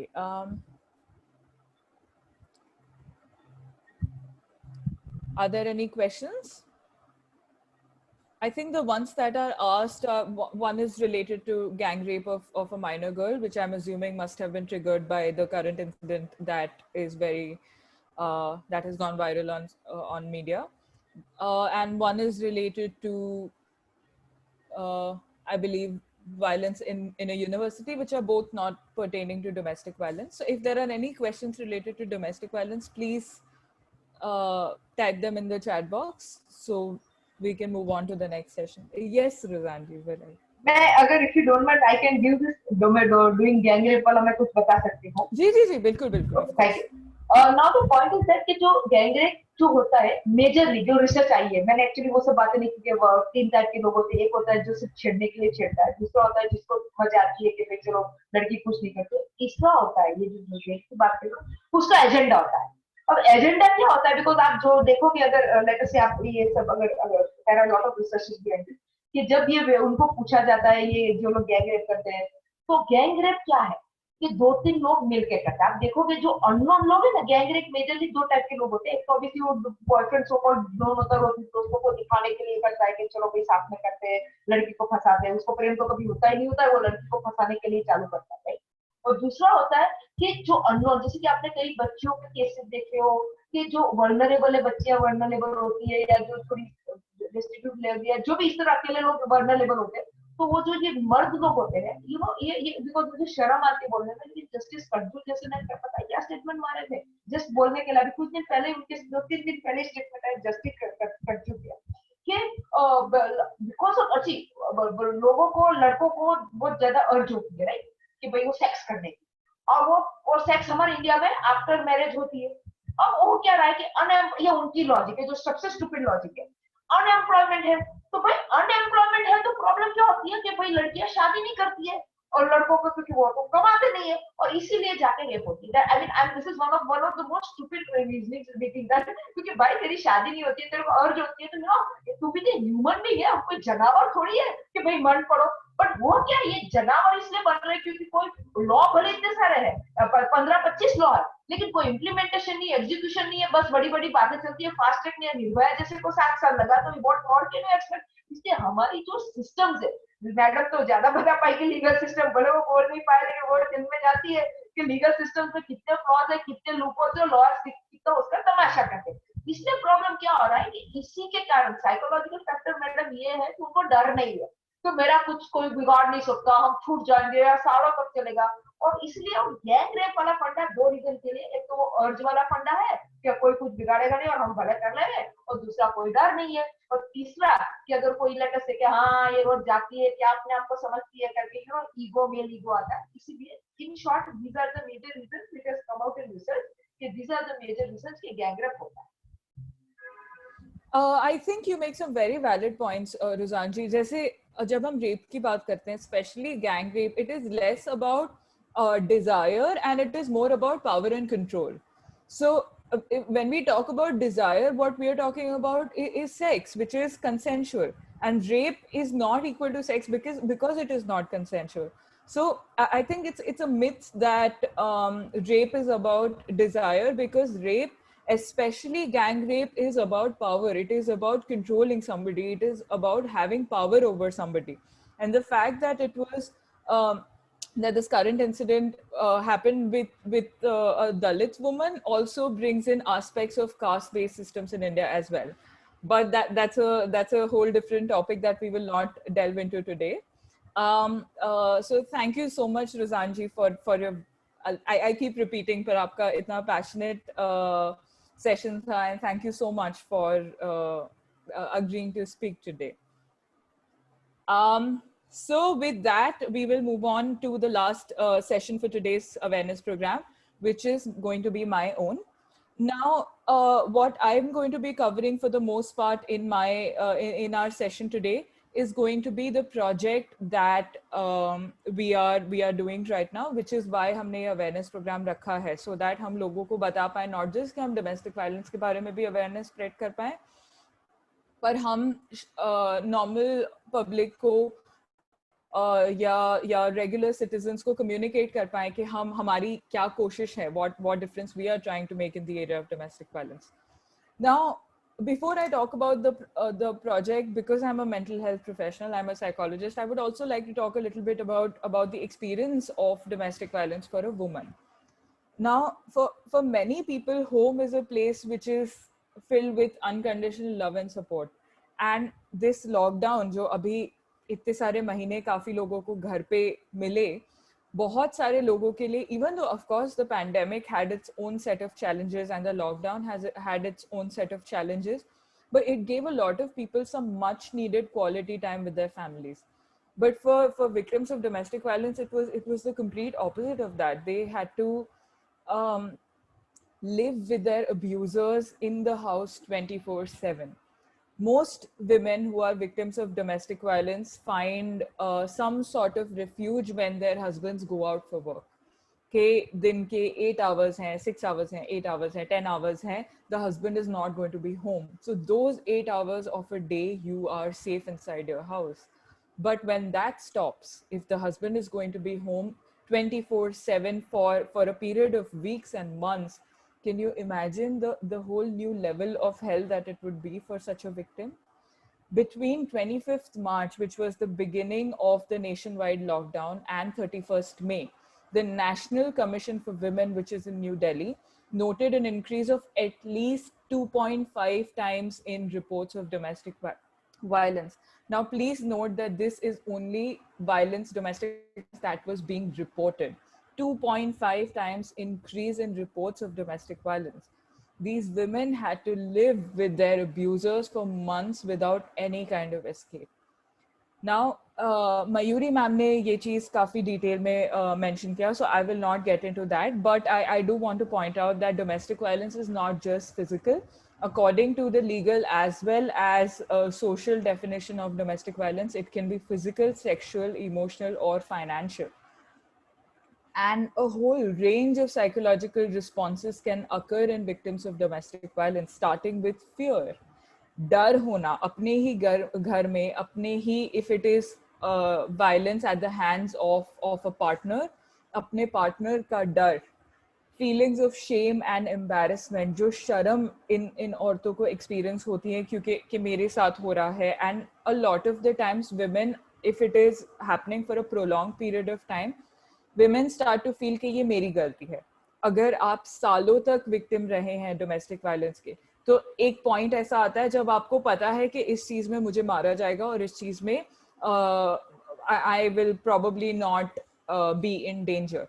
So when they accidentally or deliberately put themselves in a position जहाँ पे उनको मारा जाएगा, उनको लगता है कि ये मेरी गलती है, which sort of even in their own minds takes the blame on their own selves. So अगर उनको ऐसा अगर उन्होंने खाना गरम नहीं किया है या खाने में salt ज़्यादा है और उनको पता है that the husband is going to get violent if the food is not well prepared. If something like that happens and if she is beaten up, she will blame herself instead of her abuser कि मैंने खाना ठीक से नहीं बनाया, इसके लिए मुझे मारा गया. This is after a prolonged experience of shame and embarrassment as a result of domestic violence. This can cause lack of self-esteem, this can cause lack of self-love, this can cause lack of confidence in victims. And these are reasons why they also are often unable to seek help. So financial reasons, financial and social reasons जिनकी वजह से women don't seek help वो तो है ही. Women are in India specifically, even today, most women, I would say, not all, of course, but I would not even say that the number is very little today in 2020. It is still most women who are financially dependent on their husbands and his family. So for them to step out of the house and be on their own is not easy. Mayuri ma'am ने बताया कि बहुत सारे provisions हैं, but when we look at the real world, these provisions are not always very easily accessible to all women. And there is also, of course, the social angle कि अगर उनकी खुद की family accept नहीं कर सकती कि मेरी बेटी वापस आ गई. And I have seen that because I've been doing research on domestic violence for the past couple of years. There are women who are unable to go back to their own houses. कि उनके parents इस चीज से गुस्सा नहीं होते हैं कि that their husbands beat them up. वो इसलिए गुस्सा होते हैं क्योंकि वो घर वापस आ गए because they were beaten up. So जब ये आपको खुद की family का support नहीं है तो society का support is not easy. And that can also make it very difficult for women to seek help in conjunction with the psychological responses that follow an experience of domestic violence. Like I said, fear, shame, embarrassment, all of that in combination makes it difficult for women to get themselves out of the situation. Now, when we talk about the psychological issues or responses that occur as a result of domestic violence, it's also important to note that there are a lot of clinical responses or clinical issues that come up as well, which could be anxiety, depression, anger, post-traumatic stress, social withdrawal, drugs and alcohol dependence, as well as suicide. Now, drug and alcohol dependence in the Indian context would probably not be as much, simply because of the fact that a lot of women don't have access to drugs and alcohol. But if they did, the occurrence of them consuming excess drugs and alcohol would also increase. So ये सारी psychological issues, of course जो physical issues हैं, social issues हैं, financial issues हैं, वो तो है ही. But I want to focus more on the psychological issues simply because of the fact that I'm a mental health professional.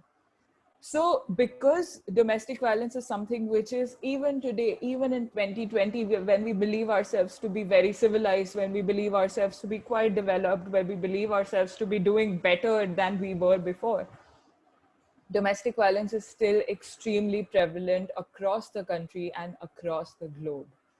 Now, our project came out of the idea that these victims of domestic violence deserve better.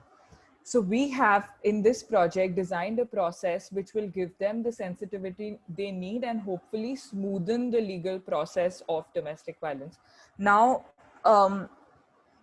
हमने ये project इसके लिए बनाया, इसके बारे में जो इसका कंसेप्शन था वो इसलिए था बिकॉज डोमेस्टिक वायलेंस की जो विक्टिम्स हैं उनके लिए अपार्ट फ्रॉम द फैक्ट कि उनका जो घर में अब्यूज हो रहा है, उनको कॉन्स्टेंटली वो अब्यूज सहन करना पड़ता है, चाहे फिर वो हस्बैंड से हो, हस्बैंड की फैमिली से हो, खुद की फैमिली से हो, सोसाइटी से हो. There is the odds are often not in their favor, even if the law is.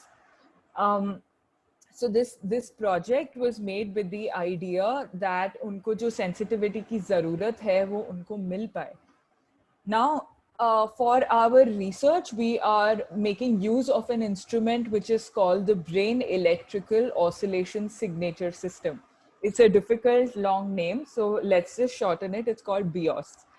Now, BIOS is basically a device which it was developed as a forensic psychological tool. So, जैसे आपका lie detection tool है, उसकी तरह का एक है. Of course, it is not working on the same principles, but basically उसका usage या utility is considering that aspect of a forensic psychological tool.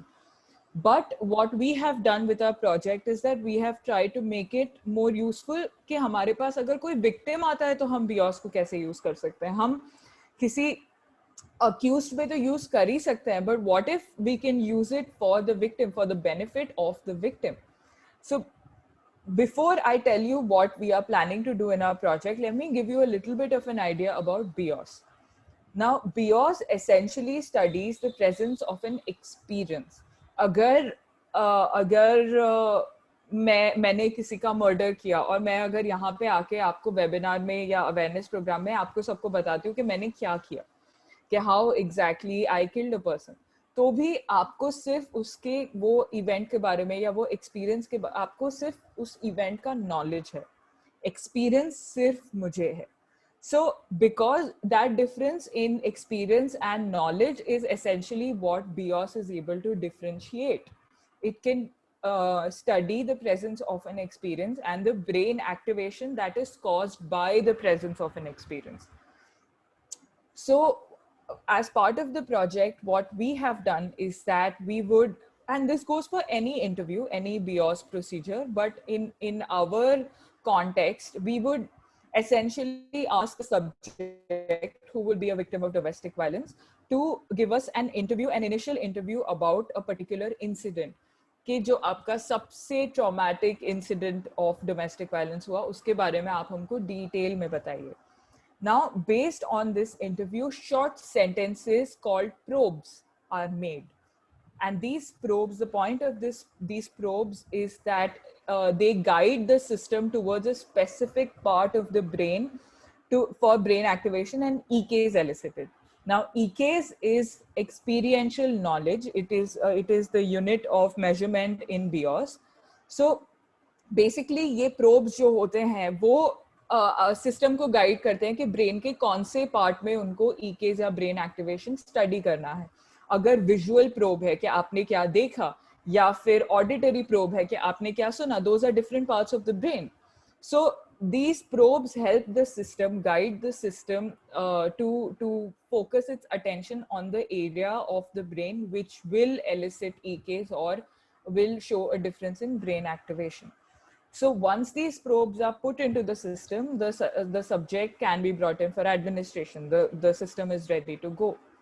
Now, the subject is set up in the lab, in the BIOS lab, and BIOS, once the system starts, once the administration starts, victim को involvement की कोई ज़रूरत नहीं. जैसे अगर आप lie detection में देखते हैं, तो उसमें yes and no questions पूछे जाते हैं. आपकी तरफ से या जो भी subject है या victim है, उसको कुछ बोलने की ज़रूरत है. BIOS में subject को कुछ भी बोलने की ज़रूरत नहीं, उनको सिर्फ chair पे बैठना है और उनको probe सुनने हैं. Now, BIOS will automatically study the brain activation happening inside the subject. The subject simply has to sit through the process and pay attention to the probes. Active participation की ज़रूरत नहीं होती है. Now, the system automatically generates a detailed report of the brain activation and EKs elicited. So, ये थोड़ा technical bit है, and I will be able to understand if there are any questions that you have. If you do, please type them in the chat box, and we will try to address as many questions as we can, and we will try to address as many relevant questions as we can. But basically, this is how BIOS works. This is how BIOS studies an experience or assesses an experience in a person's brain. Now, this can be used in a forensic psychological procedure as well, where you can study the accused and study their experience. But what we are trying to do here with this project is to extend these benefits to a victim of domestic violence who would be able to come to us, and we would basically ask them for some information in the form of an interview. And then the brain activation and BIOS recording or BIOS assessment will help us understand the trauma that a woman has gone through because as a result of domestic violence. So essentially, the point of this entire process is to understand the experience of domestic violence and understand the trauma that is coming from as a result of domestic violence.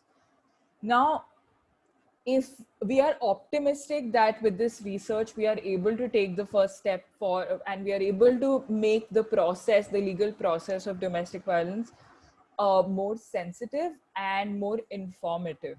So the scope that the future scope that this process would be able to have is that we would propose, as per how the project goes, we would propose that BIOS be made a part of the process. The legal channel of domestic violence requires BIOS is present. With that will come a psychologist as a part of the process. So because BIOS का evaluation एक forensic psychologist करेगा, एक legal channel में एक forensic psychologist का होना जरूरी हो जाएगा. और फोरेंसिक साइकोलॉजिस्ट के इन्वॉल्वमेंट से जो विक्टिम को सेंसिटिविटी की जरूरत है, विक्टिम को ऑफन काउंसलिंग की जरूरत है, वो भी उनको मिल पाएगा. So abhi, despite the law having many provisions for victims, very often for victims of domestic violence, they have to go through the society not believing what they went through and not acknowledging what they went through. उनको importance नहीं दिया जाता है, उनकी कहानी को importance नहीं दिया जाता है. कभी कभी ऐसा भी होता है कि वो पुलिस स्टेशन जाती है या कोर्ट में जाती है, and they have to face. So not just are you going through violence and abuse inside your own house by somebody that you are in a marriage with, but you also have to go through the society looking at you in a certain way and not believing you or not acknowledging your experience and not acknowledging your trauma.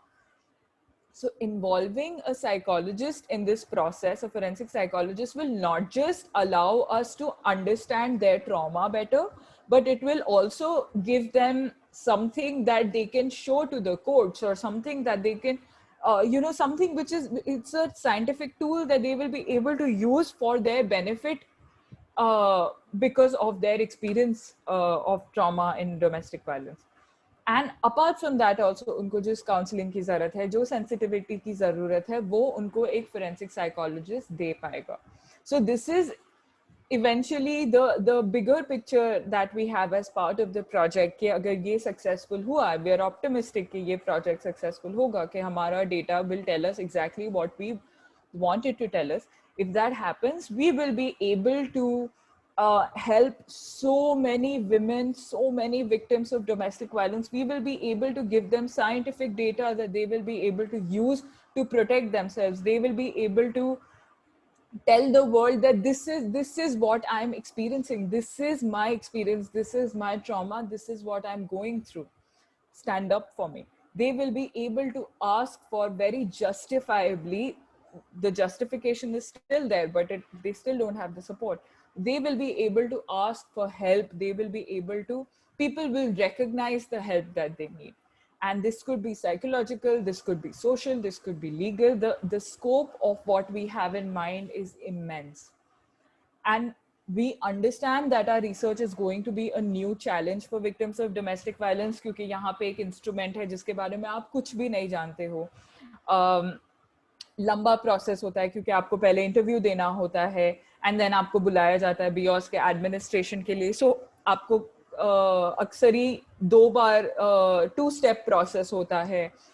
ऐसा नहीं है कि आपने अपने experience के बारे में बता दिया और काम हो गया. You know, it is an elaborate process. It is a complex process. और for a lay person, ज़्यादा कुछ BIOS के बारे में किसी को पता नहीं है. And it's anyway a very new invention. It's only been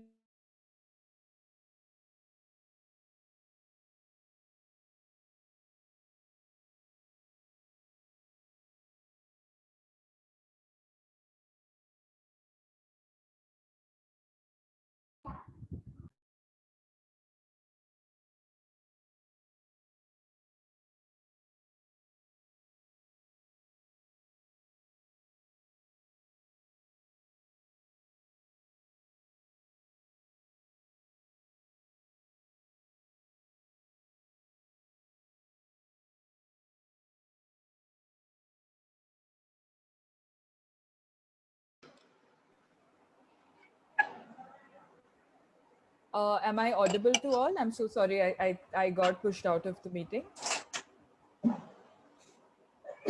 I Yes, hope ma'am, I am you are, audible to all. yeah, you are audible. Thank you so much. So, as I was saying, because we recognize that it's a challenge for a victim to go through all of this, and they would also have to uh, relive the experience when they are interviewing, and they will have to relive the experience when the administration is going on. We are willing to provide counseling to these subjects because we are, or everybody who is part of this project is a psychologist, is a mental health professional. So we would be providing them with counseling and some remuneration as compensation for being part of the study. So if you are willing to be part of the study, or if you know somebody who would like to participate in our research, please add your details in the, we will also be sending out a feedback form after the session. And we have mentioned details in case you want to help us or volunteer with us or participate in the study. So if you are willing to be part of the study, or if you know somebody who might be willing to participate in the study, you can mention your details there and we will get in touch with you. You can also help us by spreading awareness about spreading awareness about what we're trying to achieve, and you will be an immensely valuable part of this much needed change. We will share details, relevant details with you after the program ends. So with that, I believe I have covered important aspects of the project, about what we're trying to do, and also some of the mental health issues that come as part of being a victim of domestic violence. But if there are any questions that any of you have, I would be more than happy to address them. If you have any questions about the psychological aspect of domestic violence, or if you have any questions pertaining to BIOS and what our project is about, you please feel free to ask that as well.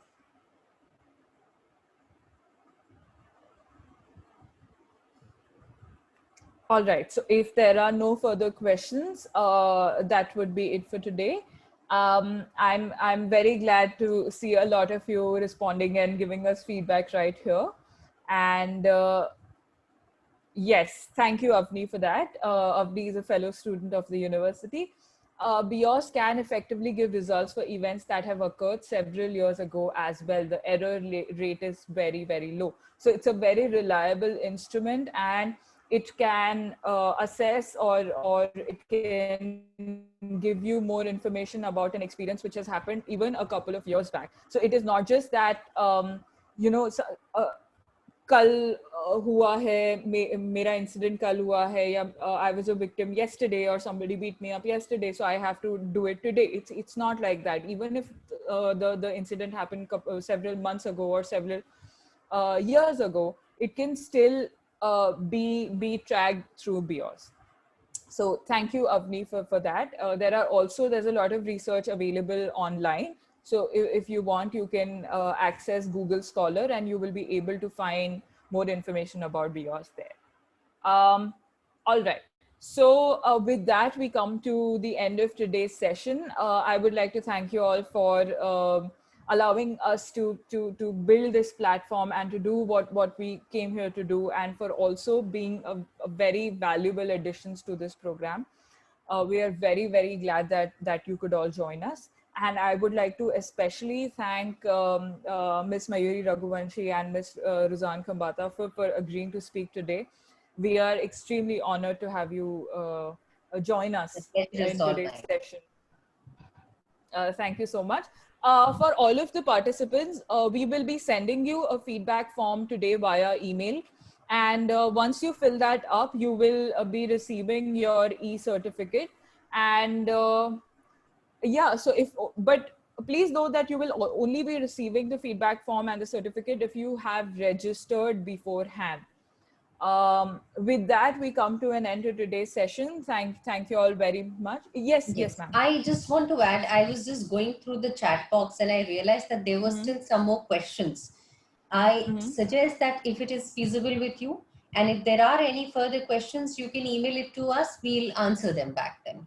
I Sure, think we because can of do time that. constraint, we are not in a position to Yes, take up all exactly. questions. So in case you feel that there are some more questions that need to be answered, you can email it to us, we'll respond. And then you can, of course, share it Surely. with the participant. Okay? Absolutely. I think that's a brilliant suggestion. So we can compile the list of questions and send them to all of the speakers, and then we can send the responses back to, we can email the responses back to the participants. Thank you. I think that would be a great idea. So Thank you. thank you all very much. Please expect our feedback form via email today, and thank you for joining us. Have a great day.